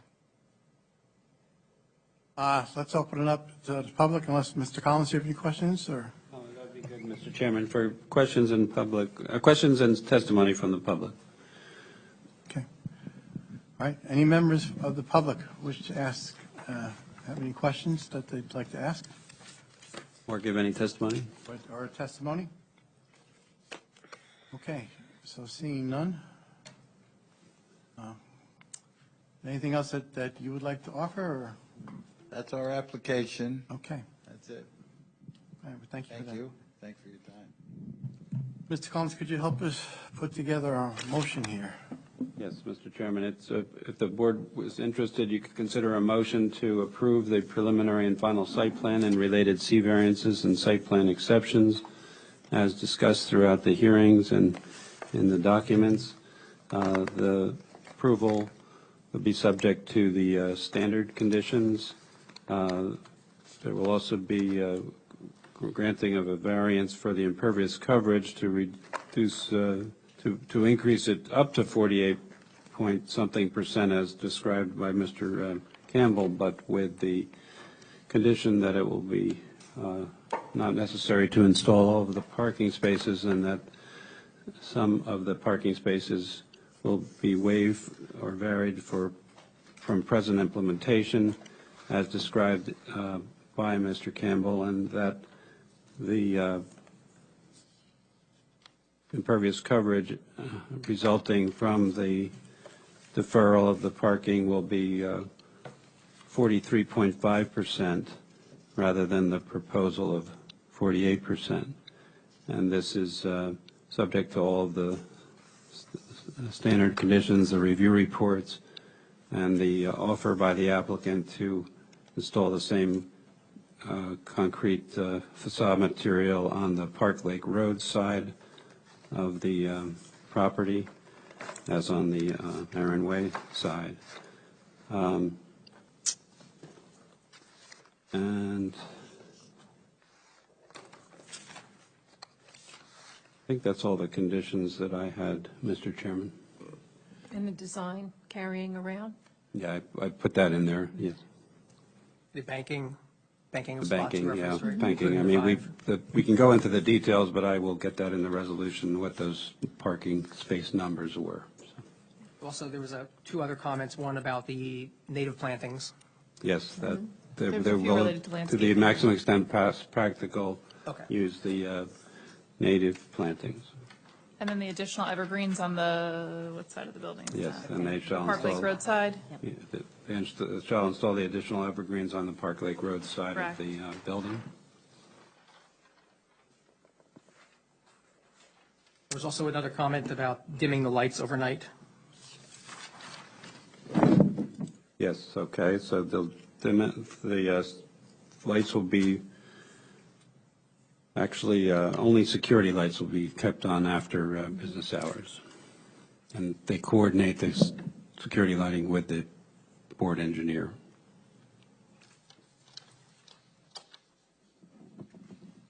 Does anybody have any other comments relative to the motion? All right, would anybody like to motion to approve the resolution as, the motion as Tom had set forth? I'll make a motion. I'll second. Approve this. Okay. Sorry, roll call, please. Deputy Mayor Dean Blumetti, Yes. Annette Burke, Yes. Joan Furman, Yes. Justin Canellis, Yes. Celeste Luciano, Yes. Ernie Reichstad, Yes. Brian Zimmerman. Yes. All right. Hey, good luck. Thank you, gentlemen, appreciate it, and appreciate all the. Thank you. Best of luck. The work you've done with us on this, thank you. Good luck. All right, why don't we take, if we can, a quick 10-minute break, give people a chance to stretch their legs, and we'll come back, and then we'll pick up on the last application of the night. So we'll be back here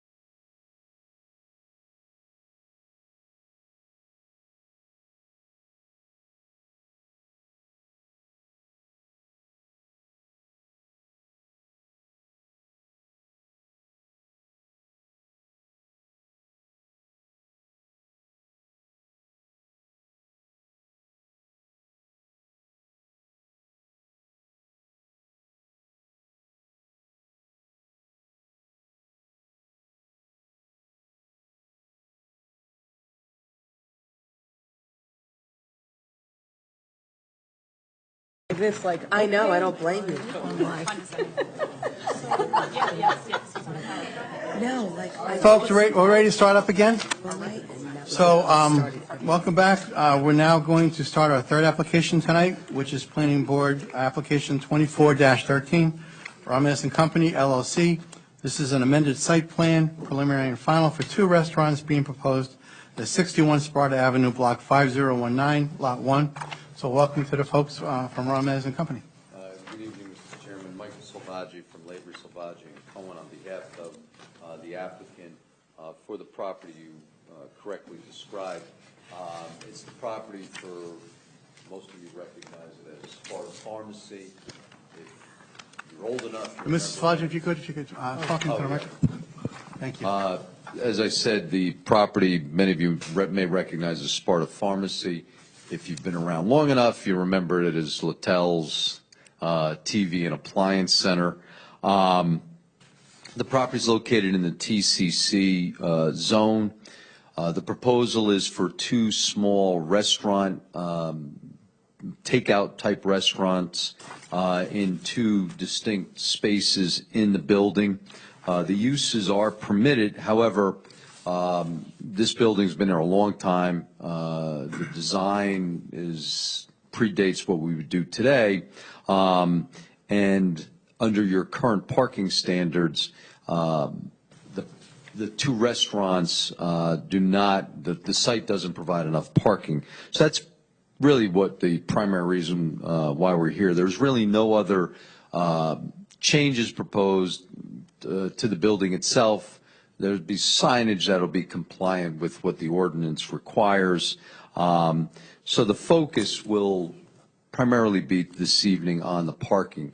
To my right is Sim Nader, who's the engineer for the applicant. We also have John McDonough, who's behind me, to talk about the planning variances. What we'd like to do is first have Mr. Nader sworn in, and he'll kind of walk you through the site and touch upon the interior renovations, and then we'll have Mr. McDonough follow up with that, assuming time permits. So I hand the mic to Sim. Thank you. Mr. Nader, please raise your right hand. Do you swear or affirm to tell the truth, the whole truth, and nothing but the truth to help you God? I do. And please state your name and spell your last name and give us an address. Sure. Full name is Wasim Nader, W-A-S-S-I-M, Nader, N-A-D-E-R. The address is 111 Mill Street, Hackettstown, New Jersey, 07840. Mr. Nader, if you could let the board and public know your educational background, your experience in land use matters as a civil engineer, and most importantly, the status of your license. Sure, absolutely. I'm a civil engineer, professional engineer. I have been licensed since 1992 and have appeared before countless boards, planning, zoning, land use. I'm a partner at the firm Nader, the Nader Group. I have with me our architect partner as well, in case we need her support in talking about the building itself, the interior for that matter. And I also teach at the New Jersey Institute of Technology in the Civil Engineering Department. I have a bachelor's and a master's of science in civil engineering, and that's what I practice. And your license is current, correct? Yes, it is. The board will accept Mr. Nader's qualifications as a professional engineer. Please go ahead, gentlemen. All right. So, Mr. Nader, you in fact commissioned the preparation of the site plans that were submitted as part of the application, did you not? I did, yes. All right.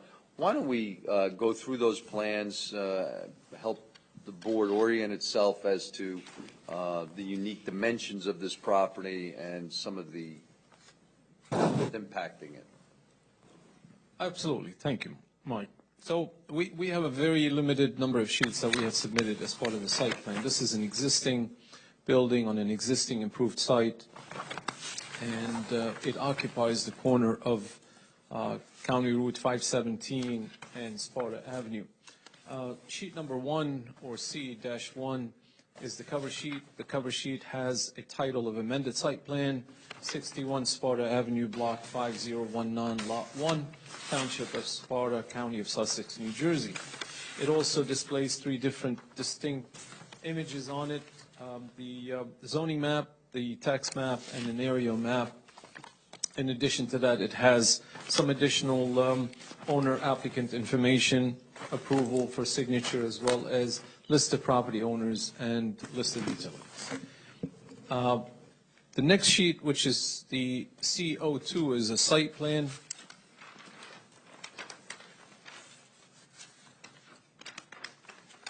By the way, the date on the cover sheet is September 24th, 2023.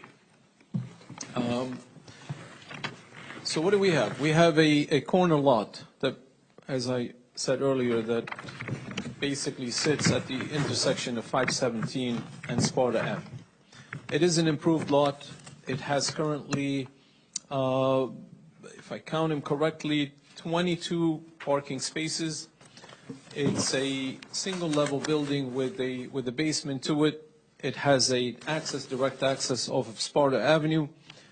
And basically, as you enter into call it the adjoining of the site between the one on the left side and the one on the right side, specifically our application is for the property on the left side, then you make a left and enter the parking lot, at which point you can park on the left-hand side, which is facing Sparta Avenue, and access the tenants that occupy the building, or you can continue straight up towards 517, towards the parking that's parallel to 517, or make a right into additional parking that are facing the building. The building is split into 3 units. Currently, there is a Sparta pharmacy that occupies the corner of the building, which is I would call it the southwest corner of the building. The other 2 units, the northern unit and the southeastern corner of the building, are vacant, have been vacant for some time. Specifically, the northern unit has been vacant for approximately 4 years, and the southeast corner unit has been vacant on and off, but for about a couple of years at this point. Basically, the tenants, visitors, anybody that's accessing the site can make a turn, come back, and exit the property onto Sparta Avenue, and from there either go up to the traffic light and make a right or left on 517, or make a left and come down Sparta Avenue to wherever their destination may be. We also have on this sheet, CO2, is basically the zoning information that discusses what we have zoning-wise, and we also have the current parking breakdown of what we have, what we relied on, and what we reached in terms of what is required for parking, for our use for that purpose. Beyond that, sheet C03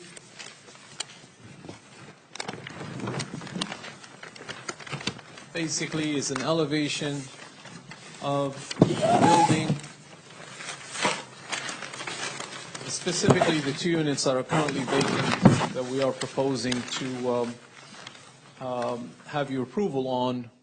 There are no tenants, there is no lease at the present time for either one of those units, but as we anticipate, if we do receive the approval, or when we receive the approval, hopefully, that we would be in a position to negotiate with potential tenants for the occupancy of these 2 units. There has been a lot of questions about it, and the questions have been in favor of, hey, can we put a restaurant in those units? Can we put something, an eatery, food kind of a business? And of course, what drove the owner to allow us or ask us to submit and come before you tonight to discuss the site plan. What we show here on sheet CO3 is a proposed sign up above, in lower than the peak of the A-frame portion of the building. That sign for the unit that faces 517 is 6 foot wide by 2 foot high, approximately 12 square feet. And the sign for the unit that would be on this is a northern unit, this one would be on the southeast corner, is approximately 4 foot 10 inches by 1 foot 7 inches. That's the reason why we show this plan and the elevations corresponding to it. Besides those two signs, Mr. Nader, are there any other exterior changes proposed at this time? No, none. That's the only change that we are proposing to the exterior of the building and to the site itself. Beyond that, we also submitted the existing as-built condition that was provided to us by our client. This was not prepared by our firm, the Nader Group, rather that a surveyor that did the as-built following the construction of the site. And it depicts, again, the existing building and the parking very similar to what we are proposing. So you can see the difference that we're not making any change to the site with our proposed site plan. Now, just looking at that, and you referenced it before, when you pull in off the street, you go to the left and come to this building and this property. If you went to the right, who owns that property and that building? Yeah, so if you go to the right of the property, this specific lot is also owned by the same owner, different entity, but it's the same owner that owns the building that we are discussing tonight. Okay. And then in between them, there's a 40-foot wide easement that provides access to a property, undeveloped property in the rear. It's in the northeast part of the quadrant. So as you can see, north pointing in that direction. So this property up here is an undeveloped piece of land, but there is a 40-foot wide easement between both of our client's property that provides access to that undeveloped property in the rear. Mr. Nader, if I could, so that was submitted with the package, that drawing? Yes. Mr. Day, do you mind if I ask a question? The as-built shows and aerial imagery shows that the rear portion of the building on the east side of the building is a paved parking area. The updated site plan that shows the proposed restaurant use, there's nothing back there. It may not be curbed or anything like that, but there's nothing behind the building. But the as-built shows that it's an area, and the aerials show that people park back there. So is there any proposal for what's going to go?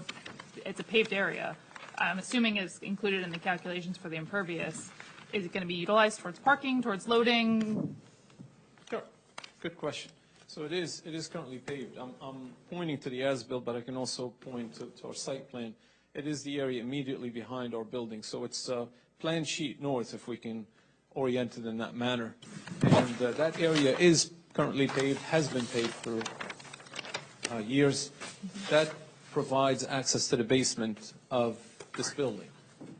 So there is a doorway entrance to the basement that can be accessed from that location. A lot of the employees tend to park in that spare or additional paved area. And do you plan towards using that to contribute to the parking count? Yes, we are. We Okay. have not delineated exact parking spaces, but the owner would like to use it for our proposal. In addition to that, it would be employee parking designated that they can stack the parking in the back. Okay, that would be helpful to know. Thank you. Sure. And along those same lines, Mr. Nader, I mean, Excuse me, can you use the mic, please? yeah, along those same lines, how many spaces do you think you could put back there in the area that the planner has just discussed with you? Like I said, the intent is to stack vehicles in the back. You could literally put up to 9 or 10 vehicles, one behind the other. Right, and if you were going to do that, I assume that type of volume you'd probably just have designated for employees, correct? That is correct. I think it would be helpful if there was any kind of details related to maybe striping them as tandem spaces, maybe including signage that says employee parking only, because the parking requirements in the ordinance don't delineate between employee parking and tenant parking and visitor parking. It's all in one. So I think those parking spaces could, be considered by the board, and I think could help, as part of the application to know that information. Certainly, yes, we can certainly add that to the file. Okay, thank you.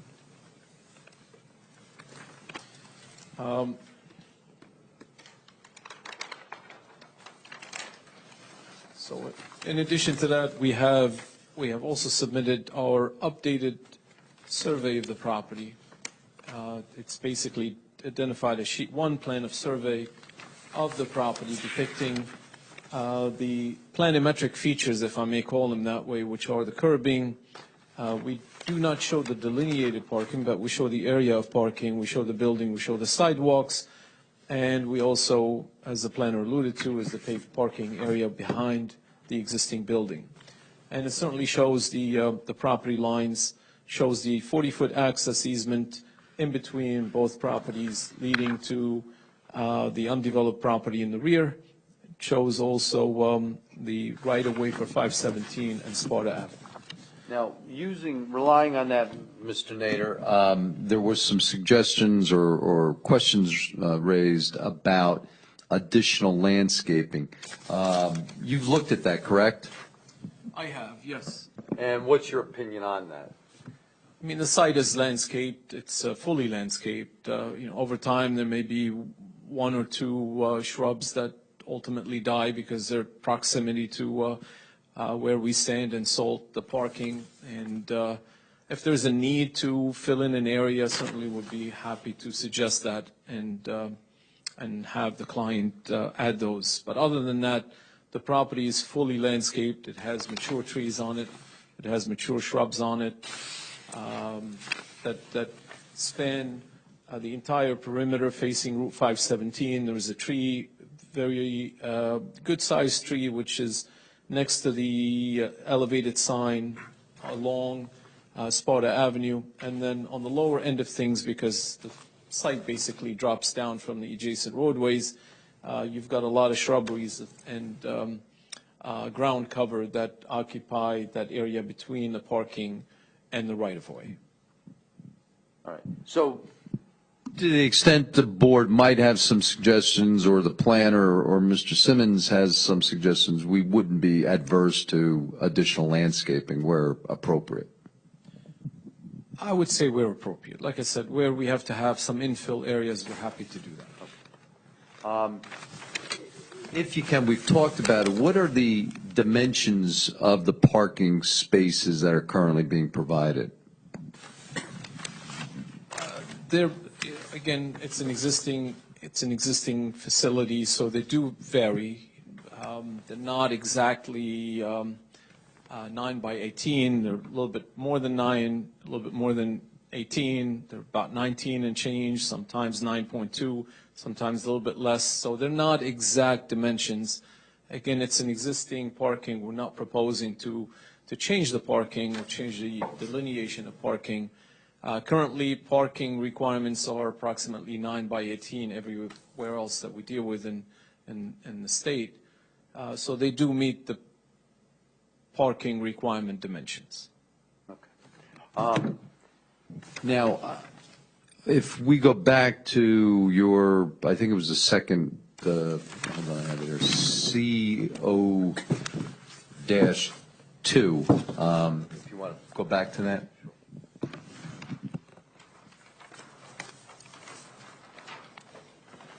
And I just want to focus in on the size and the location of the two proposed restaurant sites. Mike, if I may, I'll let Karen address those. Okay, because so she has all that information, Okay. so she can address All them. right, so that works out better. All right. Then what do you have left? I think we're pretty much done, right? No, I think pretty much done. The only thing I have left in here is basically, well, we also submitted,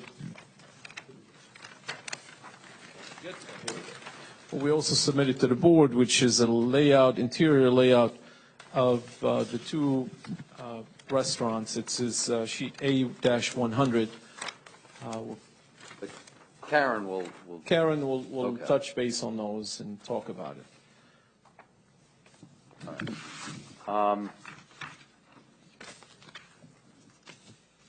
You had Mr. Simmons had issued a report July 22, 2024. Have you had a chance to go through that, and is there any comments or anything you need to add or discuss based on that report, or we're willing to accept it as is? I did look at it. I didn't have an issue with it. Certainly, we'll discuss some of those comments with Mr. Simmons and make sure that we come to an agreement. But yeah, in general, I don't have an issue with them. And I think,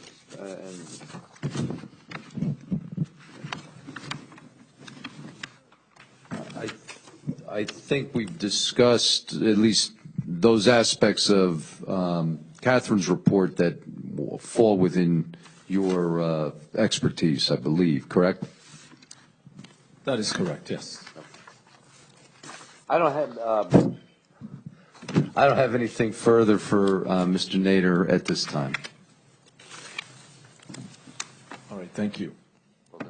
I'll stick around. Well, they may have a question. Oh, all right. Okay, so why don't we bring it to our professionals? Sure. Ms. Warren, you want to start? I'll get started. Thank you. You'd mentioned that you're not proposing to change anything about the existing parking layout, but is the applicant proposing to restripe the parking lot? No.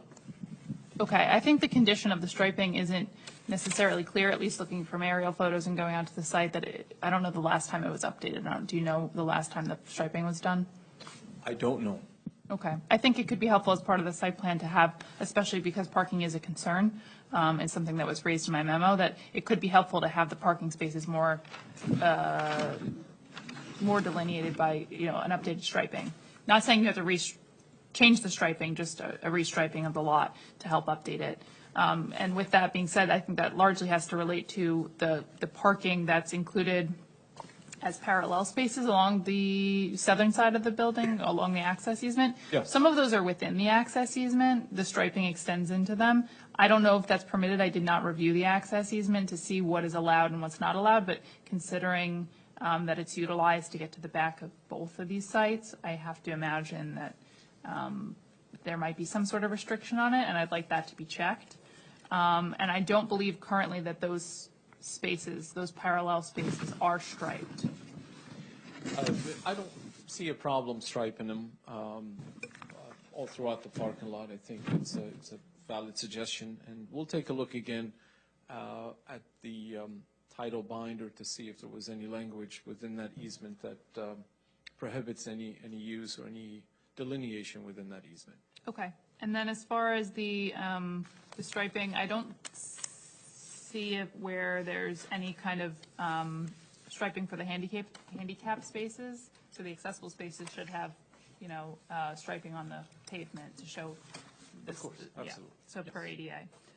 And then the major issue that was raised in my report really was that the parking count for the use within the ordinance, there's two requirements you base it on: the ratio based on the number of seats, and then the ratio based on the square footage. And then it says the determination is basically made by whichever is greater, to be conservative.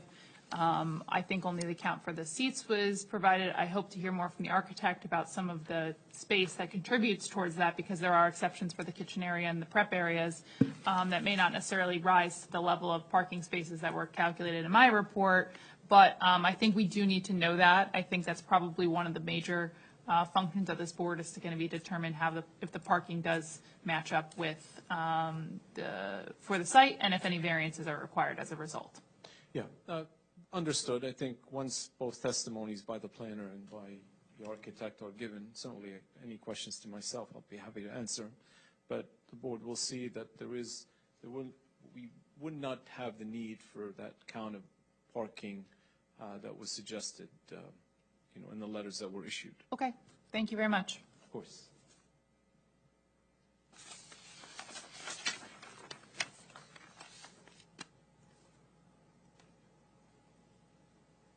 Okay. Mr. Simmons? Yes, sir, Mr. Chairman. Again, referring to the report I prepared dated July 22nd, 2024, the applicant touched on several of the items in my report. Again, I would say I agree with Ms. Armit that parking is the main issue on this particular application. I did point out that there are certain existing conditions that don't meet the current requirements with regards to minimum parking size, space size, aisle width, that type of thing. And that goes to a question of circulation around the building, especially when you get to the back end of the parking lot that wraps around two sides of the existing building. With regards to landscaping, one of the main thoughts that I had was during my inspection, it's in need of maintenance. So I would suggest that that be a condition of any approval the board might consider. With regards to lighting, I didn't see, and I may have missed it, but I didn't see any lighting noted. But what I would like to see, just to see how it compares with the current lighting requirements, is for some field measurements of foot candles throughout the parking lot, just to see if you've got a minimum of a half-foot candle throughout the parking area. And if we don't, then it could be augmented with some additional lighting. With regards to utilities, they are on the township's water and sewer.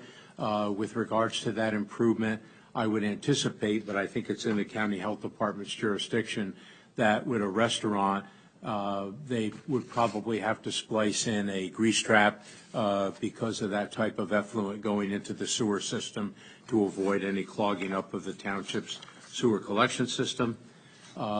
Subject to any changes that happen here at the board, they're not proposing any additional impervious area, so there's no change in the storm drainage. With regards to signage, I know Mr. Nader actually pointed out what they were talking about with the facade signs. There is an existing freestanding sign out there with a small plate for the pharmacy. Perhaps you could add a detail what size plates would be for the restaurant or restaurants if two were talked about. Any new HVAC, and this may be for the architect, HVAC units going in?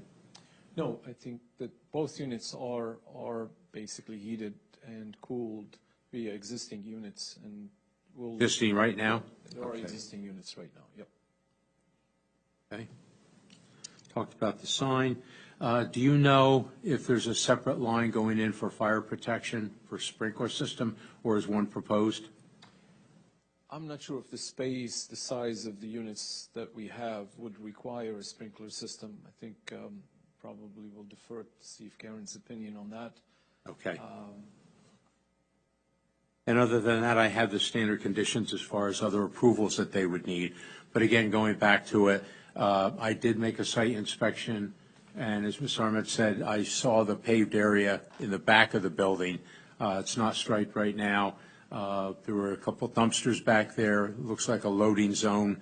And I was curious before I went back there, when it shows it's delineated from the regular parking by a wall. I wasn't sure how high that wall is. It's a high wall. You're not going to come down through from the upper parking area. So I agree with Catherine's recommendation to have the delineation of whatever parking or loading and dumpster area you're going to have back there so we can quantify that, especially if there's got to be a waiver exception if it was going to be double stack parking for employees only. And that's my report, Mr. Chairman. Thank you. All right, let's bring it back to the dais. I want to start to the left. Brian, we're going to start with you on this time. Yeah, my major concerns are the parking and circulation of the traffic on the site. And, sorry. My major concerns are parking and the circulation on the site. What plans do you have to get to the required numbers? Well, we haven't discussed what is the required number. Like I said, we're waiting until the rest of the professionals provide their testimony in support of why we don't need that many parking spaces. Okay. And also, as far as the restaurants, do you know the hours that they may be operating and what impact that might have on the Sparta pharmacy? So they're not a full type of restaurants. We're not looking for sit-down restaurants. This is more of a counter type of restaurant that will be, or eatery or food place that will be seeking to occupy the vacant spaces at the present time. So Okay. it's not something that you're going to go in, you're going to sit down and you will be waited on. It's actually you go up to a counter, you order, and if you want to sit down, you can sit down. If you don't want to, you could take it and leave.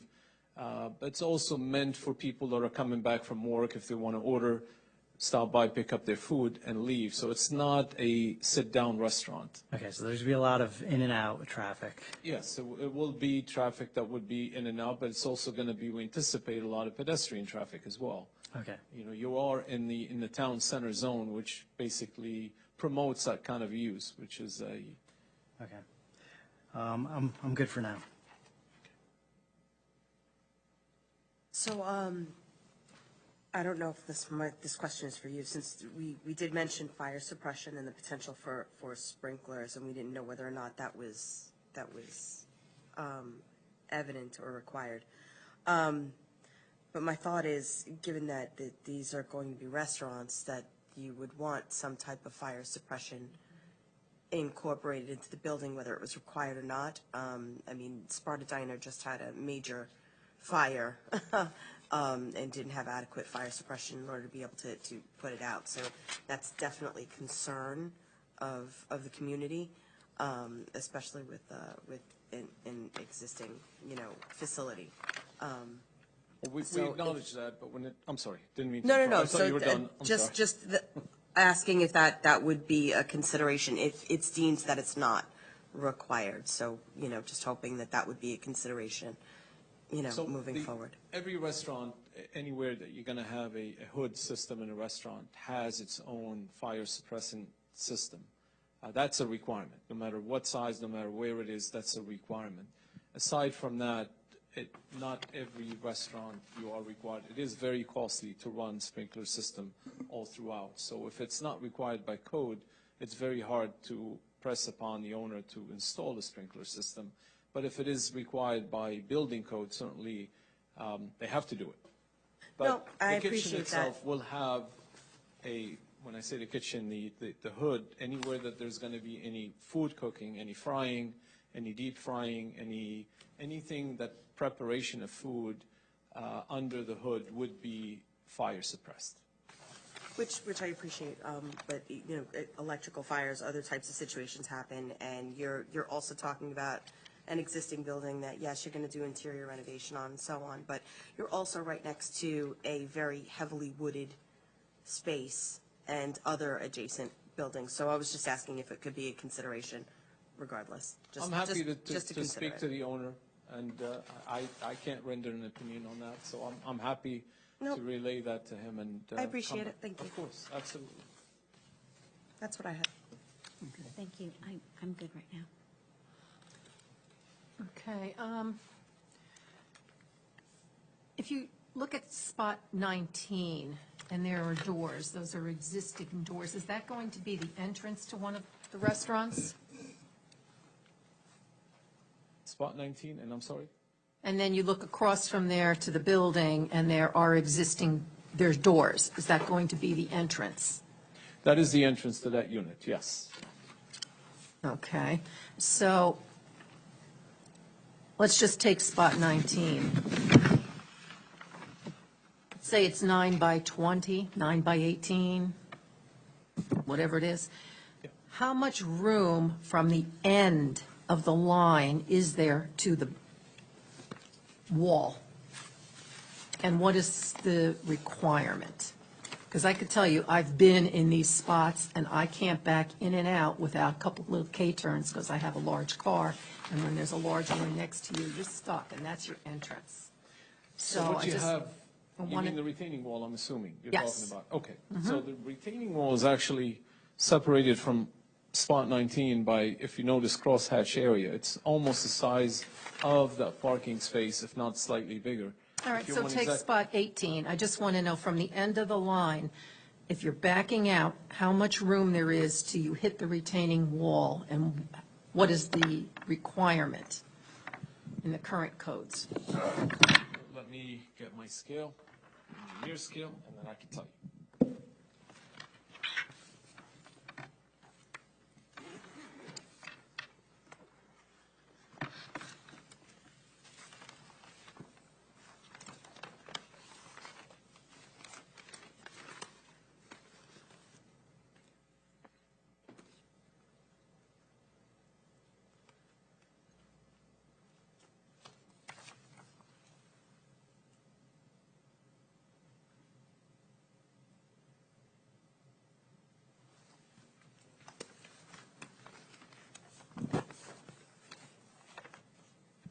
So from either spot, 18 or 19, it varies from approximately slightly less than 22 feet to about 21 feet.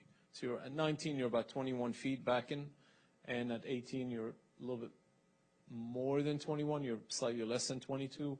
And as you go down the plan to spot number 14, the distance increases.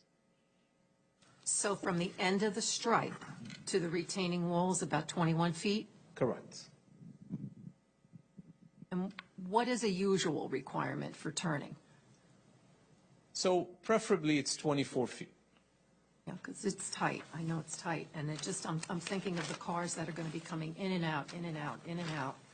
Well, currently there are cars coming in and out, in and out, Well, nonstop. when you're talking about a pickup restaurant and people coming in, it makes the circulation a little more difficult, and I don't see anything that is being done to address that problem. And I know even with the two areas vacant, it's still even hard to find a spot there. So the parking is an issue for me. But if you could talk a little bit about the number of customers that you're having and the hours of operation and Yes, I can. Times a If day? you would allow me, once the other professionals come back, I'll come back to that question and answer it. I will touch base with the owner and get the exact answer to that question. Okay, then I'll wait for the rest of my questions. Okay. All right, thank you. Oh, by the way, the reason why I say that, because the owner is stuck in Canada. He would have been here tonight, but he wasn't able to make it. That's why I keep saying I'll touch base with you. We're not trying to be evasive. Yeah. That was my first question. Will the owner be appearing here? So you answered that. Thank you. So you're going to get to more of the operations, number of employees per restaurant of this size. What would you expect? Can you answer that? It's a small restaurant. It's not again, and we're not looking for sit down. So basically, the max we would be looking at is 3, depending on the time of the day. So during the day may only be 2 people in the restaurant working, one inside, one outside. And as the crash time, I guess call it, comes up, there may be a need for a third person to be present. The existing parking, is there 22 spots? Is that what the number is today? So currently there are 22 spots. Do we have a sense for the current utilization of those available spots today by Sparta Pharmacy with the 2 vacant tenant spots? I can tell you much less. I've been to the site several times, and probably the max I've seen is about 4 cars, possibly 5 cars if I missed one. But I haven't seen any more from my personal visits to the site. I'm sure that varies by time of day. And I'm sure, Yeah. there is no doubt. I Yeah. have no doubt. Okay, I'll reserve additional questions for later. Thank you. Sure. I do have one question, and again, I'm not sure, I'm sorry, I'm not sure if you're the person to answer that, but the restaurants, do we know if they're serving breakfast, lunch, and dinner, or is it just lunch, dinner? So what I know is that it would be just lunch and dinner, no breakfast.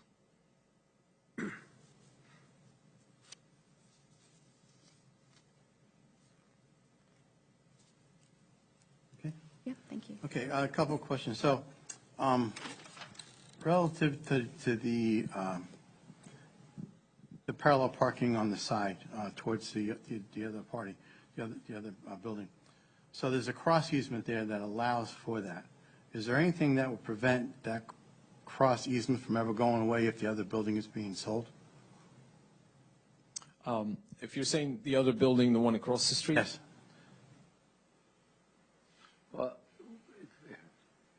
What we had discussed and what the principal of both of them talked about is giving a formalized cross easement that would allow for parking on either side. And it's our belief, and Mr. McDonald will expand upon it, is your ordinance actually recognizes that as a permissible solution. So if there's a cross easement that is prepared and recorded, that easement would run with the property. So even if these 2 lots were under different ownership, the easement would survive, much like this 40-foot access easement has continued for what we could, as best we could tell, for decades, so.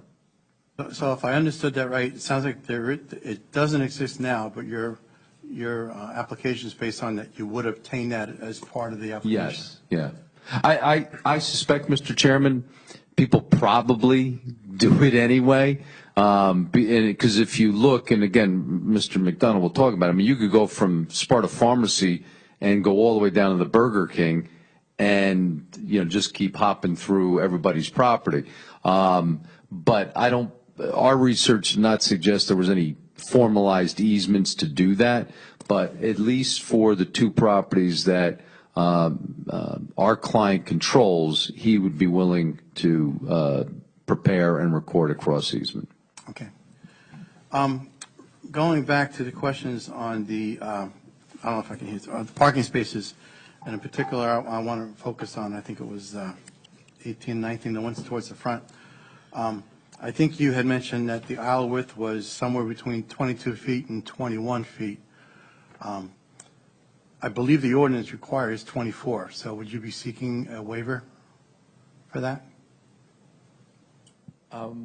We would be seeking a waiver, yes. Okay. It's an existing condition, and it's something that unfortunately cannot be modified because of the present existence of a large retaining wall that basically is situated along that perimeter of the property, which is fronting onto County Route 517. Okay. And relative to the other side, do you know what the aisle width is over there relative to the parallel spaces? I can also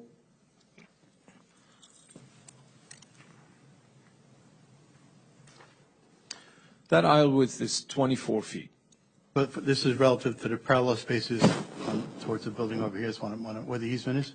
This is the parking spaces that are fronting. Right. I think I'm talking towards the side of the building. On this here? Yes. Which spots? 20 and 20 through 22. Yeah. Let me look. So what would I be measuring from? 20 where? through 22. Correct. I understand. To the aisle width to where? So there should be a aisle width for parallel spaces. There's a design standard, I believe it is 12 foot. So is there a 12 foot with the easement? Is there a 12 foot aisle width with the Oh, yeah, definitely, because it's a 40-foot wide easement. I mean, granted that we are encroaching on that easement at different locations, in certain areas by approximately 3 feet, in another area by approximately 4 feet. But also across the street, there are head-on parking to the building across the street. They're not delineated currently on this one, but let me see if the as-built shows it.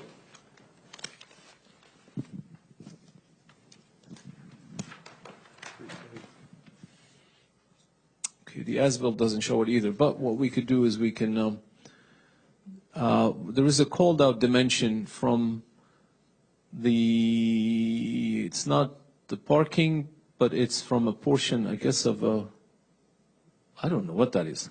I'm sorry. It's about 29 and a half feet to the building on the adjacent lot. Okay.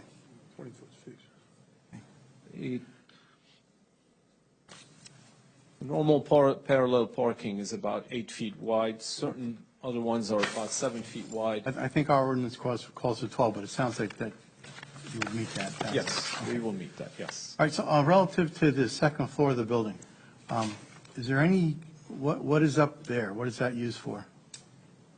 Is there anything there that would generate a need for parking, such as professional services or other leases there? What is second floor used for? I'm not aware of a second floor for this building. There is no second floor. Okay, so just from the outside, it looks like. I think it's okay. the way it's designed Okay. to look like that. All right, great, thank you. Yeah, it's Okay, now in terms of the loading spaces, is this for the architecture in terms of, I think we're looking for, how will the deliveries be made to the restaurants, given the parking as it exists now? We can designate the deliveries to come to the back, to that paved area in the back behind the building, and basically bring whatever deliveries right to the front into the restaurant. We can suggest that no deliveries be made while vehicles are parked in the aisles. If they have the ability, if it's a small delivery with a small van or small UPS truck, they can pull into the parking space, that's fine. But outside of that, everybody else would have to go around the back and bring their dollies into the delivery to the restaurant. Is there a loading space on the site? So there isn't, like I described earlier, there is an area behind the building. It's sort of northeast of the building.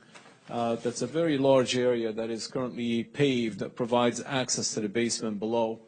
And that area can be used, we talked about employee parking, can also be used for loading. And vehicles can come in, pull in, basically take their merchandise into the building, come back, they can back up into that drive aisle and then exit the property. Okay. I apologize for a bunch of questions. Yeah, I think you had mentioned relative to the pharmacy that they have roughly about 4 cars there at a time. I think our ordinance is based on the square footage required that there's 8 that is considered in the total parking plan. So when we do the final parking plan, that's got to be the allocation there, unless somebody feels there's a reason that that's not the right answer. So. Yeah, we did take that into account in our calculations based on that square footage of the pharmacy. All right. And then the last question I have, so I believe there's 1 ADA space on the site right now. So given the change use, I believe this building was approved for retail. Now we're looking to bring it into restaurants. Does that require any additional ADA spaces based on the new uses? For the size of the building and the number of parking spaces, one is enough. If you're at 50 or below, 1 parking space, 1 ADA parking is what is required. Certainly we'll look into it to see if there would be any additional need or if we would want to add 1 more regardless. But that's what we currently have. Okay. If you could take a look at it, I appreciate it. One thing I probably should have mentioned earlier is you'll see it on the agenda is, so we don't start any new testimony after was it, I think 9:45. So we're not going to be able to get the architect up tonight. Okay. But I'd like to finish at least the questions here, if we could, and then we'll get a chance to kind of figure out what the next step is. Okay. Yeah, I'd take it up on what the chairman was talking about. You say the distance between the building next door.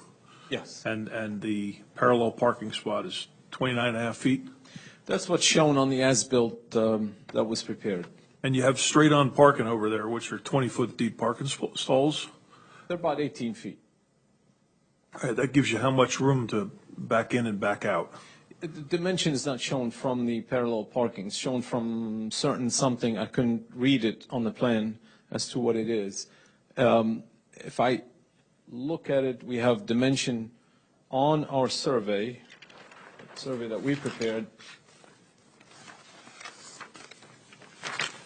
Basically, we have 5.3 feet from the edge of the building out to our property line. And then you have a 40-foot wide easement, and then you have an additional 4.8 feet to the shortest corner from the adjacent building to their property line. So if you add it all up, you've got 5 plus 40 is 45 plus 4 is 49.8.3. So you have 50 feet from building to building. But if you take 7 feet wide for a parallel parking, and if you take 18, that's 25 out of 50, you'll end up with 25 feet remaining in the middle. Right.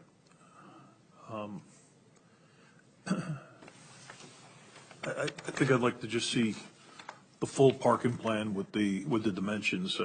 Right now, there's on the plan here, there's 18 spots marked out, plus the 3 parallel parking. Gets you to 21. Depending on what drawing I look at, because on another drawing it gets you to 22. So even the drawings are inconsistent.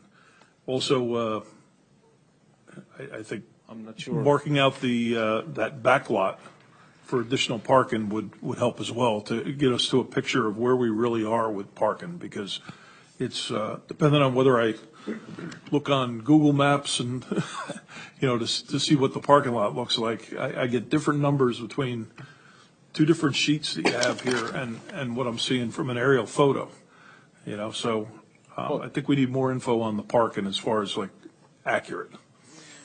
Our plan is based on physical survey of the property. But as I said, we have two drawings here that have different numbers. I'm One not has sure which 18 one. spots Can and you one tell has me which one 19 it is? spots. Which two In the drawings? front on the actual drawings of the lot, not counting the parallel parking. I'm talking within the lot that curves around. One drawing you have one of these color drawings has 19 spots. I'm looking at this black and white one here that has 18 spots. So What is that sheet number? What that is say? sheet number, well, it's the final as-built is what it is.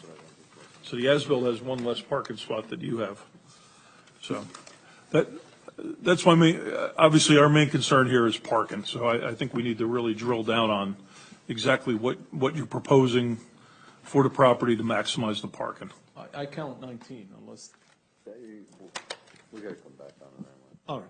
Okay, no problem. That's fine. We'll double check that.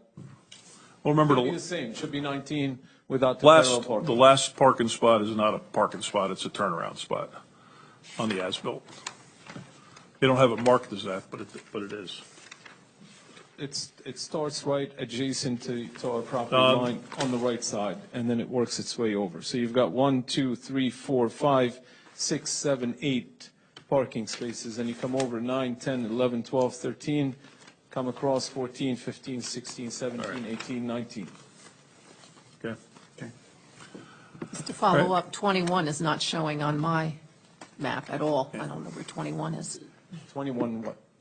Parking spot number 21, it has 20 and 22. All right, we'll clear that. I appreciate it if you could. We'll you've heard the come back concern. with a colored map, so this way everyone can see. All I'm Not a saying is, problem. I think we just need to get a clear picture on Sure, absolutely. how you can maximize the parking, and so we get a clear view of it. That's all I'm saying. No problem. All right, thank you. Yeah, I'm going to reserve my questions until further. It's the same thing. I think the one thing that we need to focus on is just making sure that we're really smart about the parking and the flow of the traffic. I just focus on that, I think, for the next time. Especially remembering you have multiple tenants, and that ends up being, we don't want parking arguments, you know what I mean? No. The owner doesn't want parking arguments, so. Not a problem.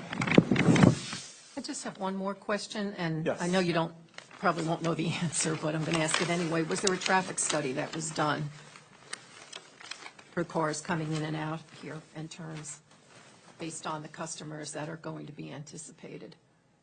There was no traffic study done.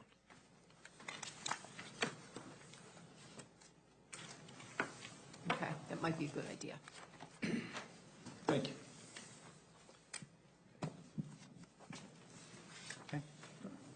All right, so with that, again, what I'd like to do is spend a couple extra minutes, if we could, just to give the public a chance to ask questions if you have questions. And I'd like to please keep the questions to the applicant and the testimony that was given.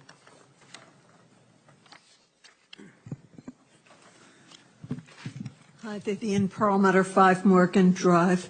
Vivian, please raise your right hand. Do you swear or affirm to tell the truth, the whole truth, and nothing but the truth so help you God? I do. Thank you. Okay. First of all, the driveway going into this proposed thing, is it the same driveway from Sparta Avenue, or are you having another driveway to come in from 517? It's the same driveway. It's a steep grade. It's a steep grade. It's the only reason I never switched from CVS to the pharmacy, because I won't go down that, I'm afraid. Will there be a sidewalk for the pedestrians that you're saying will come to this restaurant? There is a sidewalk around the building currently that would provide access for pedestrians to come. From the new apartment house, they would be able to they still have to go down the driveway, don't they?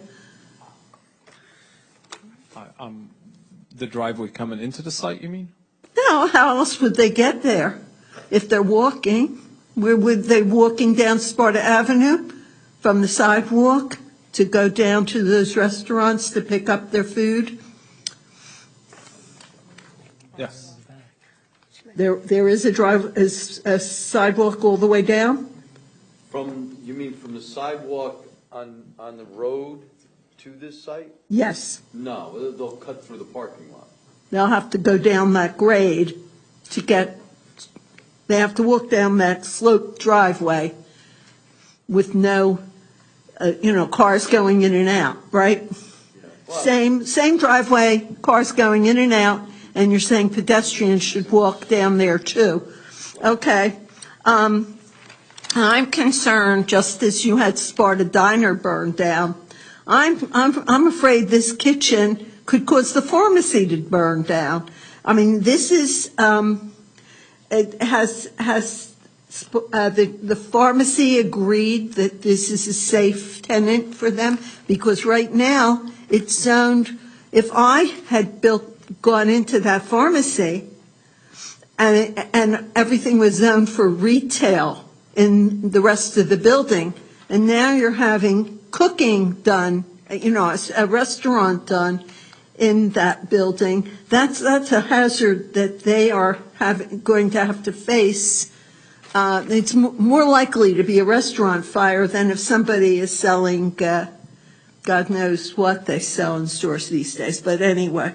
And then the last thing that I'm concerned about is every restaurant I know of in this world gets deliveries with these big trucks. I see what those trucks look like. They're not little UPS trucks that deliver the food. Food service trucks are very large.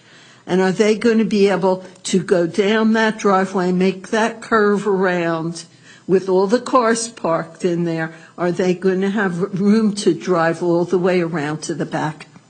Thank you. Okay, so with that, I think we can kind of pause here.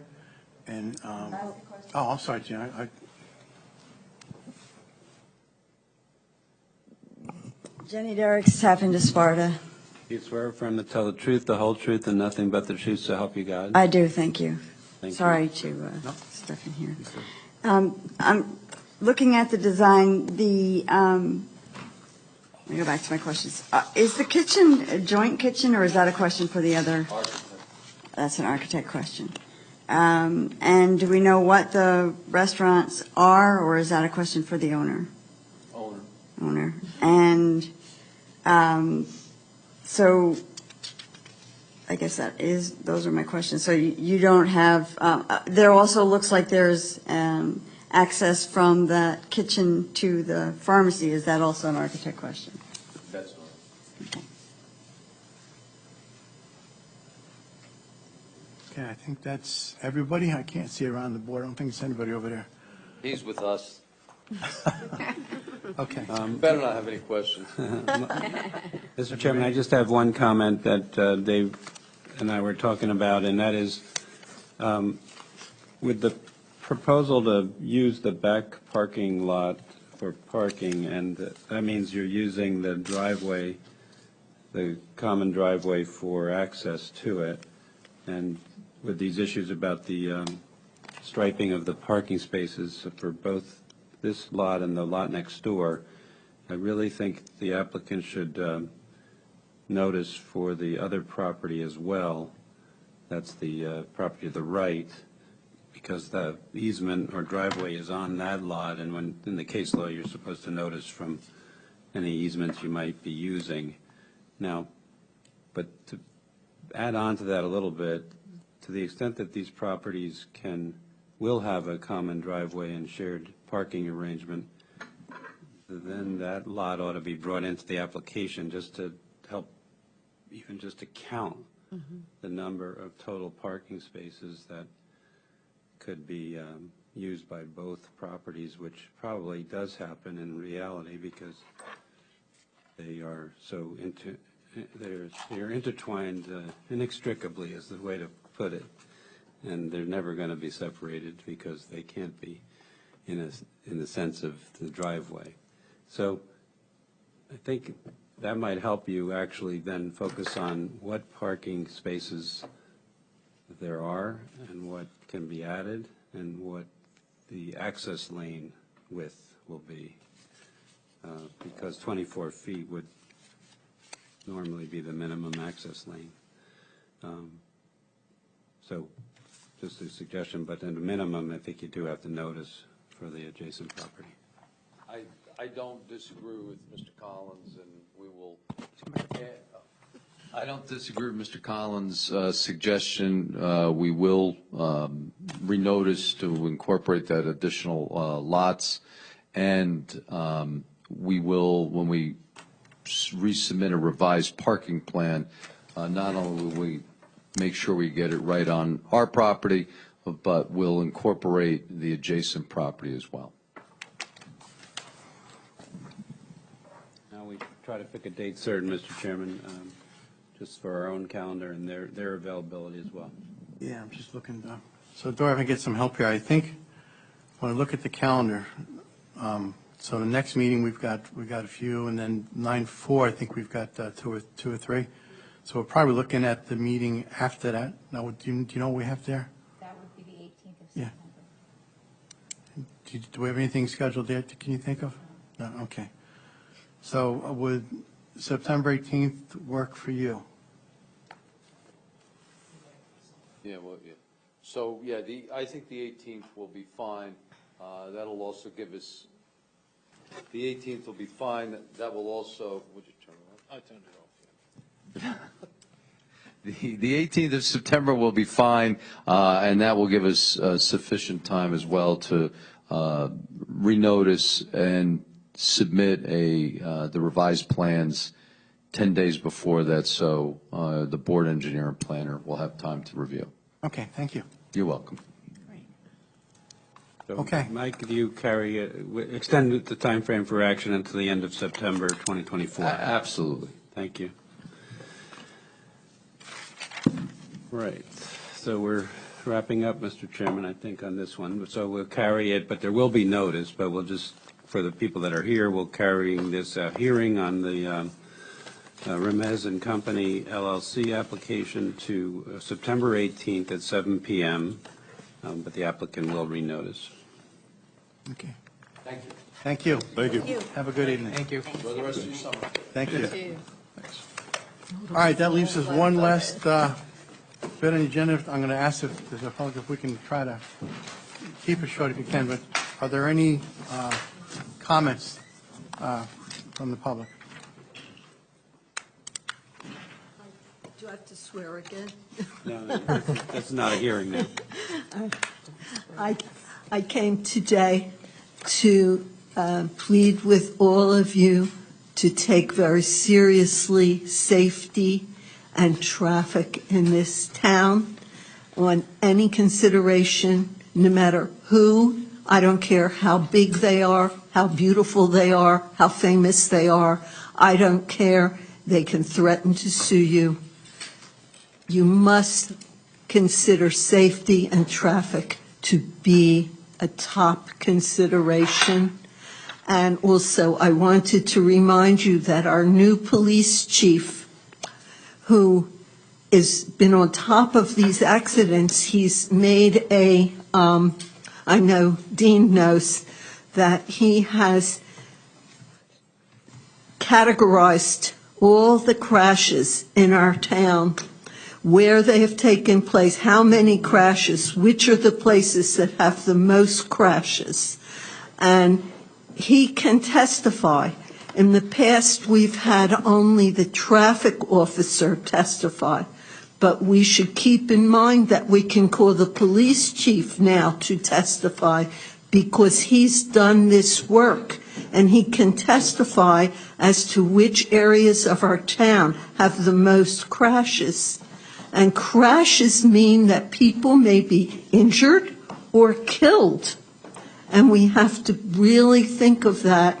And if we approve more construction, whatever building they want to build, and again, I don't care how wonderful they are, you can't approve of, no matter, even if they cry, you have to listen to the police chief and to the traffic engineer very carefully, because once someone is killed, they are actually dead. Thank you. Okay, anybody else? Thank you, Vivian. Okay, so seeing none, I think we are ready to adjourn. May I have a motion to adjourn? Motion to adjourn.